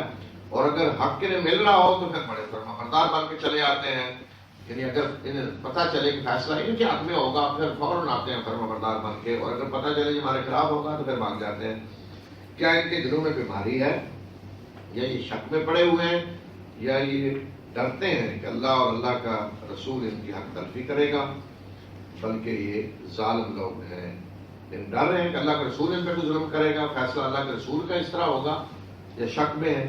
اچھا یہاں دو چیزیں الگ الگ بتائیں، ایک دلوں میں بیماری، ایک شک. حالانکہ عموماً بیماری کو نفاق کہا گیا ہے، لیکن یہاں یہ ظاہر ہو رہا ہے کہ بیماری سے مراد وہاں وہ ہے حسد کی بیماری، حسد مسلمانوں کے خلاف اور بغض، اور یا یہ کہ شک ہے دین یہ صحیح ہے سچا بھی ہے. تو دونوں طرح کے منافق تھے. مومنوں کی بات تو یہ ہوتی ہے جب انہیں بلایا جاتا ہے اللہ اور اس کے رسول کی طرف تاکہ اللہ کا رسول ان کے درمیان فیصلہ کرے، کہ وہ صرف اور صرف یہ کہتے ہیں کہ ہم نے سنا اور اطاعت کی. اور وہی لوگ فلاح پانے والے ہیں جو اللہ اور اللہ کے رسول کی طرف بلایا جائے تو کہتے ہیں سمعنا وأطعنا. اور جس نے اللہ اور اس کے رسول کی اطاعت کی اور جو اللہ سے ڈرا اور اس کے قانون کی پابندی کی تو یہی وہ لوگ ہیں جو کامیاب ہونے والے ہیں. اور یہ اللہ کے نام کی بڑی مضبوط قسمیں کھا کر کہتے ہیں کہ اگر آپ نے حکم دیا تو وہ ضرور نکلیں گے. کہہ دیجئے کہ قسمیں نہ کھاؤ. معروف طریقے کی اطاعت جو ہے وہ مطلوب ہے. قسمیں کھانے کی ضرورت نہیں. اصل تو یہ ہے کہ پتہ چل جائے گا اطاعت کتنی کرتے ہو. معروف جو ہے اطاعت کا طریقہ وہ ہے. تو صرف قسمیں کھا کے تم اگر کہتے ہو ہمیں یقین دلائیں تو یہ بات نہیں. اصل کر کے دکھاؤ کچھ. بے شک جو کچھ تم کرتے ہو اللہ کو اس کی خبر ہے. کہہ دیجئے کہ اطاعت کرو اللہ کی اور رسول کی. اور اگر تم منہ موڑتے ہو تو پھر رسول پہ وہ ذمہ داری ہے جس کے وہ مکلف کیے گئے ہیں اور تم پہ وہ جس کے تم مکلف کیے گئے ہو. اللہ کے رسول کسی سے مکلف ہیں؟ دعوت پہنچا دیں, پیغام پہنچا دیں, بس وہ ذمہ داری ہے پوری کر دی. اور تمہیں کس چیز کے مکلف کیے گئے ہو کہ اطاعت کرو, تمہاری یہ ذمہ داری ہے. دیکھا جائے گا تم نے اطاعت کی ہے یا نہیں. اور اگر تم اس کی اطاعت کرو گے تو ہدایت پاؤ گے. اور رسول پر واضح پہنچا دینے کے سوا کوئی اور ذمہ داری نہیں ہے. اب آگے جو اصل مومن مخلص ان کے لیے بتایا کہ اللہ نے کیا وعدہ کیا. اور جو لوگ تم میں سے ایمان لائے جنہوں نے نیک عمال کیے, اللہ نے ان سے وعدہ کیا ہے کہ وہ زمین میں انہیں خلافت دے گا جس طرح کہ ان لوگوں کو دی جو ان سے پہلے گزرے, اور ان کے اس دین کو ان کے لیے غالب کرے گا کہ جو اس نے ان کے لیے پسند کیا ہے, اور ان کی اس خوف کی حالت کو امن سے بدل دے گا.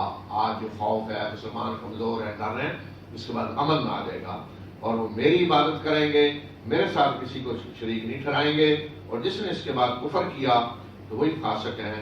نماز قائم کرو, زکوٰۃ ادا کرو اور اطاعت کرو رسول صلی اللہ علیہ وسلم کی تاکہ تم پہ رحم کیا جائے. جن لوگوں نے کفر کیا وہ یہ نہ سمجھے کہ وہ زمین میں ہمارے قابو سے نکل جائیں گے. ان کا ٹھکانہ آگ ہے اور وہ انتہائی برا ٹھکانہ ہے. يا أيها الذين آمنوا ليستأذنكم الذين ملكت أيمانكم والذين لم يبلغوا الحلم منكم 3 مرات من قبل صلاة الفجر وحين تضعون ثيابكم من الظهيرة ومن بعد صلاة العشاء 3 عورات لكم ليس عليكم ولا عليهم جناح بعدهم طوافون عليكم بعضكم على بعض كذلك يبين الله لكم الآيات والله عليم حكيم. وإذا بلغ الأطفال منكم الحلم فليستأذنوا كما استأذن الذين من قبلهم كذلك يبين الله لكم آياته والله عليم حكيم. والقواعد من النساء التي لا يرجون نكاحا فليس عليهن جناح أن يضعن ثيابهن غير متبرجات بزينة وأن يستعففن خير لهن والله سميع عليم. ليس على الأعمى حرج ولا على الأعرج حرج ولا على المريض حرج ولا على أنفسكم أن تأكلوا من بيوتكم أو بيوت آبائكم أو بيوت أمهاتكم أو بيوت إخوانكم أو بيوت أخواتكم أو بيوت أخواتكم أو بيوت أعمامكم أو بيوت عماتكم أو بيوت أخوالكم أو بيوت خالاتكم أو ما ملكتم مفاتحه أو صديقكم ليس عليكم جناح أن تأكلوا جميعا أو أشتاتا فإذا دخلتم بيوتا فسلموا على أنفسكم تحية من عند الله مباركة طيبة كذلك يبين الله لكم الآيات لعلكم تعقلون. إنما المؤمنون الذين آمنوا بالله ورسوله وإذا كانوا معه على أمر جامع لم يذهبوا حتى يستأذنوه إن الذين يستأذنونك أولئك الذين يؤمنون بالله ورسوله فإذا استأذنوك لبعض شأنهم فأذن لمن شئت منهم واستغفر لهم الله إن الله غفور رحيم. لا تجعلوا دعاء الرسول بينكم كدعاء بعضكم بعضا قد يعلم الله الذين يتسللون منكم لواذا فليحذر الذين يخالفون عن أمره أن تصيبهم فتنة أو يصيبهم عذاب أليم. ألا إن لله ما في السماوات والأرض قد يعلم ما أنتم عليه ويوم يرجعون إليه فينبئهم بما عملوا والله بكل شيء عليم. بسم اللہ الرحمن الرحیم. اب یہ آیات بھی جو ہے ان میں پردے کے معاشرتی احکام دیے گئے اور آخر میں پھر جو صحیح سچے مومن نے بتایا گیا کہ ان کا رویہ رسول صلی اللہ علیہ وسلم کے ساتھ کیا ہوتا ہے. اے ایمان لانے والوں, تمہارے غلاموں میں سے اور ان بچوں میں سے جو ابھی بالغ نہیں ہوئے وہ بھی 3 مرتبہ تم سے اجازت لیں فجر کی نماز سے پہلے، اور جب تم دوپہر کو کپڑے رکھ دیتے ہو، اور عشاء کی نماز کے بعد. یہ 3 تمہاری جو پردگی کے اوقات ہیں. اس کے علاوہ تم پہ کوئی حرج نہیں ہے، تم ایک دوسرے کے پاس آمد و رفت رکھنے والے ہو. اسی طرح اللہ تمہارے لیے آیات اپنی کھول کر بیان کرتا ہے، اور اللہ جاننے والا اور دانا. تو پیچھے جو احکام دیے ان میں مزید یہ وضاحت کر دی. غلاموں کے بارے میں تھا نا کہ غلام آئے جائیں ان سے پردہ نہیں ہے، تو یہاں یہ فرما دیا کہ غلام اور بچے جو بھی بالغ نہیں ہوئے، جن سے ابھی یہ ہے کہ پردے نہیں کیا جائے گا، جو بھی بچے ہیں پیچھے گزر چکا ہے ان کا، جو عورتوں کی ابھی پوشیدہ چیزوں سے واقف نہیں ہوئے. تو لیکن ہمارے 3 اوقات میں ان کو بھی اجازت لے کر آنا ہوگا گھر میں. کون سے؟ کہ جب کوئی ماں یا باپ الگ سوئے ہوئے کمرے میں، یا کوئی اور قرابت دار رشتہ دار جن سے عملات میں اجازت لینے کی ضرورت نہیں. تو 3 اوقات فرمایا کہ عشاء کے بعد جب کوئی جا کے اپنے بیڈ روم میں سو جائے، دوپہر کے وقت اگر کوئی سویا ہوا ہے، یا فجر سے پہلے کے اوقات جن میں عموماً آدمی اپنے سونے کے لباس میں ہوتا ہے، کوئی بھی جو چاہے پہنا ہوتا ہے لباس، اس میں اجازت لے کر کمرے میں جاؤ. تو یہ 3 اوقات ہیں ہر ایک کے لیے ضروری ہے. جو بچے ہیں چھوٹے وہ بھی اجازت لے کر کمرے میں جائیں. پھر آگے بتایا کہ جب تمہارے جو بچے ہیں جب وہ بالغ ہو جائیں تو اسی طرح وہ بھی اجازت لیں جس طرح ان سے پہلے والے اجازت لیتے ہیں. اللہ تمہارے لیے اپنی آیات کو واضح کرتا ہے اور وہ علیم و حکیم ہے. یعنی ایک بچہ ہے تو اس سے ابھی پردہ نہیں ہے کیونکہ بچہ ہے، اجازت لے کر گھر نہیں آتا، بچہ آ جائے. لیکن جب وہ بالغ ہو جاتا ہے تو وہیں سے اس پہ قانون لاگو ہو جائے گا. یہ خاص طور پر اس لیے بتایا، اس میں عموماً یہ سمجھا جاتا ہے وہ تو جی اب گھر میں آتا ہے تو اب اسے روک دیں، اب جب بالغ ہو جائے تو روک دیں. فرمایا کہ نہیں، جب بالغ ہوگا تو اسے روکا جائے گا. فرمایا جب بچے تمہارے بالغ ہو جائیں تو اب ان پہ وہی قانون لاگو ہوگا جو بڑوں پہ ہے. جیسے وہ ضروری ہے گھر میں اجازت لے کر آئیں، اس طرح بچے بھی ضروری ہے جو بالغ ہو چکے ہیں کہ اب وہ بھی اجازت لے کر آئیں. تو بچے کو بتا دیا جی بیٹا اب آ رہے تھے، اب بالغ ہیں، آئندہ سے آپ اجازت لے کر آیا کریں. اور وہ عورتیں کہ جو نکاح کی امیدوار نہیں ہیں، نکاح کی عمر سے گزر چکی ہیں، ان پہ کوئی حرج نہیں اگر وہ اپنے دوپٹے چادر اتار کر رکھ دیں، بشرطے کہ وہ زینت کی نمائش کرنے والی نہ ہوں. اور اگر وہ عفت کا راستہ اختیار کریں تو ان کے لیے بہتر ہے، اور اللہ سننے والا اور جاننے والا ہے. یعنی جو عورتیں بوڑھی ہو چکی ہیں، اب کوئی ان کے اندر نکاح کی خواہش امید نہیں ہے، تو وہ اگر اپنی دوپٹہ وغیرہ اتار دیں تو کوئی حرج نہیں. لیکن بشرطے کہ زینت کی نمائش کریں. اگر تو ان کے اندر وہ بھی ہے جی بڑی زینت نمائش اور میک اپ اور فلاں، تو پھر وہی حکم ہوگا. لیکن اگر اس طرح کوئی چیز نہیں تو پھر ان کو اجازت دے دی. لیکن فرمایا کہ پھر بھی وہ عفت کا راستہ اختیار کرے تو زیادہ بہتر ہے. اور اندھوں پہ کوئی حرج نہیں، اور نہ لنگڑے پہ اور نہ بیمار پہ، نہ ہی تمہارے اپنے اوپر کہ تم اپنے گھروں میں سے کھاؤ، یا اپنے باپوں یا اپنے ماؤں یا اپنے بھائیوں یا بہنوں یا چچاؤں یا پھوپھیوں یا اپنے ماموں یا خالاؤں کے گھروں سے کھاؤ، یا ان گھروں سے کہ جن کی کنجی تمہارے پاس ہے، مالک ہو تم کنجی کے، یا اپنے دوست کے گھر سے. تم پہ کوئی حرج نہیں کہ تم اکٹھے ہو کر کھاؤ یا الگ الگ کھاؤ. البتہ جب تم گھر میں داخل ہو تو گھر والوں کو سلام کہو. یہ تحیت اللہ کی طرف سے بڑی بابرکت اور پاکیزہ. اسی طرح اللہ تمہارے لیے آیات اپنی بیان کرتا ہے تاکہ تم عقل سے کام لو. تو جب اسلام نے یہ احکام دیے سارے پردے کے اور سارے ساتھ یہ بھی کہ مال اپنا باطل طریقے سے رکھا ہو، بعد ہم گھر کے کہ کسی گھر جا کے جی کھانا بھی کھانا ہے بھائی کے گھر مہن کے تو پوچھیں پہلے یہ کھا سکتے ہیں جی. تو اس لیے فرمایا کہ نہیں، اس مسئلے میں احکام دیے ہیں جو وہ اس لیے کہ پردہ ہو، اجازت لے کر گھروں میں جائیں. لیکن باقی جو ہے کھانا پینا، اس طرح جو قرابت دار ہے رشتے دار، وہ کھانے کسی گھر جاتے ہیں تو کھانا کھائیں، یا بغیر اجازت بھی وہاں کوئی چیز پڑی ہے کسی کے فریج میں کھا لیں تو کوئی حرج نہیں. اس میں رشتے دار قریبی بتائیں، دوست کے گھر اگر کوئی کھاتا ہے کوئی حرج نہیں. اسی طرح جو چابی، مثلا اگر کوئی آدمی چھٹی کا چابی دے گا کسی کو، یا آپ میرے گھر آؤ جاؤ گا، تو اس کے گھر میں مطلب فریج میں چیز پڑی ہے کھانے اور پینے والی چیز، تو اسے پاکستان فون کر جا کے فریج میں جوس پڑا ہے جی میں پی سکتا ہوں، تو وہ چابی دے گیا اس کا مطلب اس طرح کی چیز آپ کھا سکتے ہیں. بتائیے یہ تو نہیں کہ آپ گھر سے وہ آٹا بھی اٹھا کے لے جائیں جو اس نے آئندہ مہینے کے لیے رکھا ہوا تھا. لیکن جو پکی ہوئی کوئی چیز، جوس فروٹ گھر میں پڑا ہے وہ آپ کھا سکتے ہیں. یا کھانا پکا پڑا ہوا ہے کھا سکتے ہیں. اسی طرح رشتہ داروں قرابہ داروں کے گھروں میں تو مل کر کھاؤ، الگ کھاؤ، جیسا بھی کسی کا کلچر ہو. بعض عرب جیسے ہوتے ہیں تو مل کر کھاتے ہیں اکٹھے، بعض لوگ کہیں الگ الگ کھانا ہے، تو جس طرح بھی ہو کوئی اس میں حرج نہیں ہے. مومن تو وہ ہیں جو اللہ اور اس کے رسول پر ایمان لائے، اور جب وہ اللہ کے رسول کے ساتھ ہوتے ہیں کسی اجتماعی کام کے لیے تو وہ اجازت لیے بغیر نہیں جاتے. اس وقت تک اللہ کے رسول کو چھوڑ کر نہیں جاتے جب تک اجازت نہ لیں. اور بے شک وہ لوگ جو آپ سے اجازت مانگتے ہیں اس طرح کے کام میں اجازت لیے بغیر نہیں جاتے، وہی ہیں جو اللہ اور اس کے رسول پر ایمان لاتے ہیں.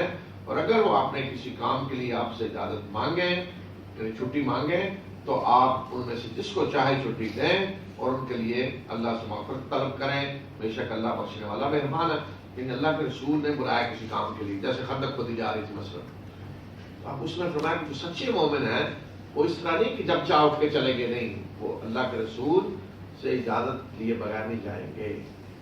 اور اگر اللہ کا رسول آپ کو فرمایا کہ اگر اجازت مانگیں کسی کام کے لیے تو دے دیں اجازت، اگر چاہیں تو دے دیں، لیکن ساتھ مغفرت بھی طلب کریں. کیوں؟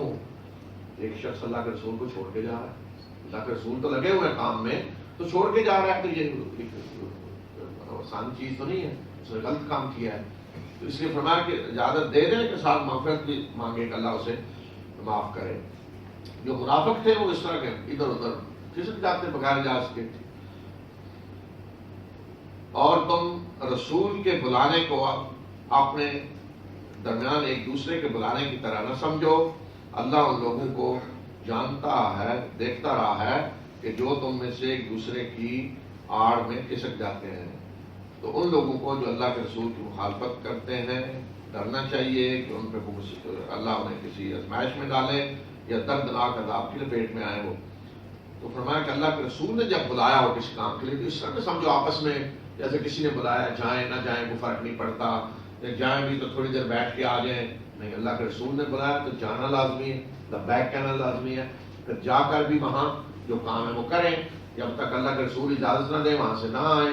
اس لیے فرمایا کہ عام لوگوں کے بلانے کی طرح نہ سمجھو کہ اللہ کے، اسی طرح وہ ہے کہ اللہ کے رسول کے جو احکام ہیں وہ اس طرح نہ سمجھو کہ جیسے عام کسی آدمی کا حکم ہے، عام کسی آدمی کا وہ قانون ہے. اللہ کے رسول کا جو قانون ہے اس پہ لازم عمل کرنا ہوگا. اور فرمایا کہ اللہ دیکھتا رہا ہے منافقوں کو کہ جو آتے ہیں تو جب دیکھا کوئی دیکھ نہیں رہا تو ادھر ادھر کھسک جاتے ہیں جلدی. تو فرمایا کہ انہیں ڈرنا چاہیے کہ اللہ انہیں آزمائش میں ڈالے، دردناک عذاب کی لپیٹ میں آئے. کیوں کہ اللہ کے رسول نے بلایا ہے اور آنی نہیں آ رہے ہیں تو اس طرح وہ بھاگنے کی کوشش کرتے ہیں. سن لو کہ بے شک اللہ ہی کا ہے جو کچھ آسمانوں میں اور زمین میں ہے، اور وہ جانتا ہے تم جس حالت میں ہو، اور اسی کی طرف وہ لٹائے جائیں گے، اور وہ انہیں بتائے گا جو کچھ انہوں نے عمل کیا، اور اللہ ہر چیز کو جاننے والا ہے. الفرقان على عبده ليكون للعالمين نذيرا الذي له ملك السماوات والأرض ولم يتخذ ولدا ولم يكن له شريك في الملك وخلق كل شيء فقدره تقديرا واتخذوا من دونه آلهة لا يخلقون شيئا وهم يخلقون ولا يملكون لأنفسهم ضرا ولا نفعا ولا يملكون موتا ولا حياة ولا نشورا. وقال الذين كفروا إن هذا إلا إفك افتراه وأعانه عليه قوم آخرون فقد جاءوا ظلما وزورا. وقالوا أساطير الأولين اكتتبها فليتملى عليه بكرة وأصيلا. قل أنزله الذي يعلم السر في السماوات والأرض إنه كان غفورا رحيما. وقالوا ما لهذا الرسول يأكل الطعام ويمشي في الأسواق لولا أنزل إليه ملك فيكون معه نذيرا أو يلقى إليه كنز أو تكون له جنة يأكل منها. وقال الظالمون إن تتبعون إلا رجلا مسحورا. انظر كيف ضربوا لك الأمثال فضلوا فلا يستطيعون سبيلا. تبارك الذي إن شاء جعل لك خيرا من ذلك جنات تجري من تحتها الأنهار ويجعل لك قصورا. بل كذبوا بالساعة وأعددنا لمن كذب بالساعة سعيرا. إذا رأتهم من مكان بعيد سمعوا لها تغيظا وزفيرا. وإذا ألقوا منها مكانا ضيقا مقرنين دعوا هنالك ثبورا لا تدعوا اليوم ثبورا واحدا وادعوا ثبورا كثيرا قل أذلك خير أم جنة الخلد التي وعد المتقون كانت لهم جزاء ومصيرا لهم فيها ما يشاءون خالدين كان على ربك وعدا مسئولا ويوم يحشرهم وما يعبدون من دون الله فيقول أأنتم أضللتم عبادي هؤلاء أم ضلوا السبيل قالوا سبحانك ما كان ينبغي لنا أن نتخذ من دونك من أولياء ولكن متعتهم وآباءهم حتى نسوا الذكر وكانوا قوما بورا فقد كذبوكم بما تقولون فما تستطيعون صرفا ولا نصرا ومن يظلم منكم نذقه عذابا كبيرا وما أرسلنا قبلك من المرسلين إلا إنهم ليأكلون الطعام ويمشون في الأسواق وجعلنا بعضكم لبعض فتنة أتصبرون وكان ربك بصيرا. بسم اللہ الرحمن الرحیم. یہ سورہ فرقان ہے، یہ اب مکی صورت ہے اور اس کا نام فرقان رکھا گیا کہ پہلی آیت میں فرقان کا جو لفظ ہے میں پہلے بتا چکا ہوں. فرقان اللہ کی ہر کتاب ہے اور فرقان کا معنی ہے حق اور باطل میں فرق کرنے والی چیز. بڑی ہی برکت ہے وہ ذات جس نے اپنے بندے پہ فرقان نازل کیا تاکہ وہ تمام جہاں والوں کے لیے خبردار کرنے والا بنے. وہ ذات کے جس کی آسمان و زمین کی بادشاہی ہے اور اس نے کسی کو بیٹا نہیں بنایا اور نہ ہی اس کی بادشاہی میں کوئی شریک ہے اور ہر چیز کو اس نے پیدا کیا اور اس کا خاص اندازہ مقرر کیا. ہر ایک کی تقدیر بنائی، تقدیر پلان کر دی، ہر چیز کتنی ہوگی، اس کی ساخت کتنی ہوگی، توازن انسان کی تقدیر، پوری کائنات کی ایک ایک چیز ہے تاکہ پودا اگتا ہے تو اس کے پتے کیسے ہوں گے، پھل، یہ ساری تقدیر ہے جو اللہ تعالیٰ نے ہر چیز کی بنائی. اور ان نے اس کے سوا اور معبود ٹھہرا لیے جو کسی چیز کو بھی پیدا نہیں کرتے بلکہ وہ خود پیدا کیے جاتے ہیں اور جو اپنے لیے نفع نقصان کے مالک نہیں ہیں اور نہ ہی وہ موت اور زندگی پہ کوئی اختیار رکھتے ہیں اور نہ ہی دوبارہ اٹھانے پہ. اور کافروں نے کہا کہ یہ تو ایک جھوٹ ہے جو انہوں نے گھڑ لیا ہے، یہ قرآن کے بارے میں انہوں نے کہا اور کچھ اور لوگوں نے ان کی اس میں مدد کی ہے. تو یہ بات کہہ کر انہوں نے بہت ظلم اور بہتان کا انتخاب کیا، یعنی قرآن کو ایک گھڑیل چیز کہہ کر. اور انہوں نے کہا کہ یہ پہلے لوگوں کی قصے کہانیاں ہیں جو یہ لکھوا کر لاتے ہیں اور صبح و شام یہ ان پہ املا کروائی جاتی ہیں. میں نے بتایا کہ وہ اشارہ کرتے تھے ایک عیسائی غلام کی طرف، جی ان سے لکھوا، یہ تو جانتے تھے کہ رسول صلی اللہ علیہ وسلم تو لکھنا پڑھنا نہیں جانتے، کہتے لکھوا لاتے ہیں ان سے. تو صبح و شام املا کروائی جاتی ہیں، وہ لکھ دیتا ہے تو آ کے سنا دیتے ہیں. کہہ دیجئے کہ اسے اس ہستی نے نازل کیا ہے جو آسمانوں اور زمین کے راز جانتا ہے، بے شک وہ بخشنے والا اور مہربان ہے. یہ میں جگہ جگہ بتا رہا ہوں، بہت سے قرآن کی نشان، یہ راز ہیں اس کائنات کے کہ بادل کیسے ہیں، سمندر کیسے ہیں، کیا ہے، سارا یہ راز ہے. تو یہ قرآن ثابت کر رہا ہے کہ نازل کرنے والا وہ ہے جو اس کائنات کے راز جانتا ہے، جس نے پیدا کیا ہے. کوئی انسان نہیں ہو سکتا کہ جسے کسی چیز کا پتہ نہیں، یہ وہ ہستی ہے جو ہر چیز کو جاننے والی، راز کائنات کے لیے جانتا ہے.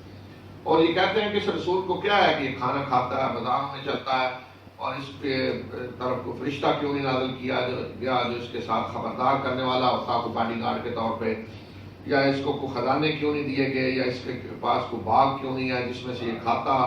اور ظالموں نے کہا کہ تم ایک سحر زدہ آدمی کی پیروی کر رہے ہو، یعنی ایک دوسرے کہہ رہے کہ جو سحر زدہ ہیں تم ان کی فرمایا. یہ ظالم دیکھیں کہ اللہ کے رسول کو کیا کہہ رہے ہیں، دیکھیے یہ آپ کے لیے کس طرح کی کپتیاں کس رہے ہیں، مثالیں چھان کے لا رہے ہیں. یہ گمراہ ہو گئے ہیں اور انہیں کوئی راستہ نہیں مل رہا. کوئی بات نہیں آپ مل رہی تو کو کہتا ہے یہ کہہ دو، کو کہتا ہے یہ کہہ دو.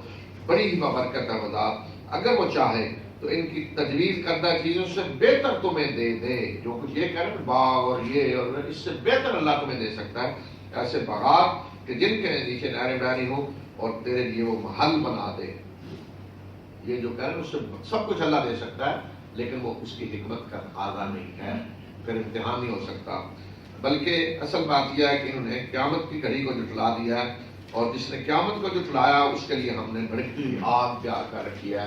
جب وہ آگ دور سے انہیں دیکھے گی تو یہ اس کے بکھرنے اور دھاڑنے کی آواز سنیں گے اور جب یہ اس میں باندھے ہوئے تنگ جگہ میں ڈالے جائیں گے تو وہاں یہ موت کو پکاریں گے تو انہیں کہا جائے گا کہ آج ایک موت کو نہ پکارو آج بہت سی موتوں کو پکارو، بار بار موت آئے گی لیکن مرو گے نہیں، پکارتے جاؤ، کہہ دیجئے کہ یہ جہنم یہ بہتر ہے یا وہ ہمیشہ کی جنت کہ جس کا متقی لوگوں سے وعدہ کیا گیا ہے، جو ان کا بدلہ اور ٹھکانہ ہوگی، اور انہیں وہاں وہ کچھ ملے گا جو وہ چاہیں گے، ہمیشہ اس میں رہیں گے، اور یہ تیرے رب کے ذمہ ایسا وعدہ ہے جو اس نے لازماً پورا کرنا ہے۔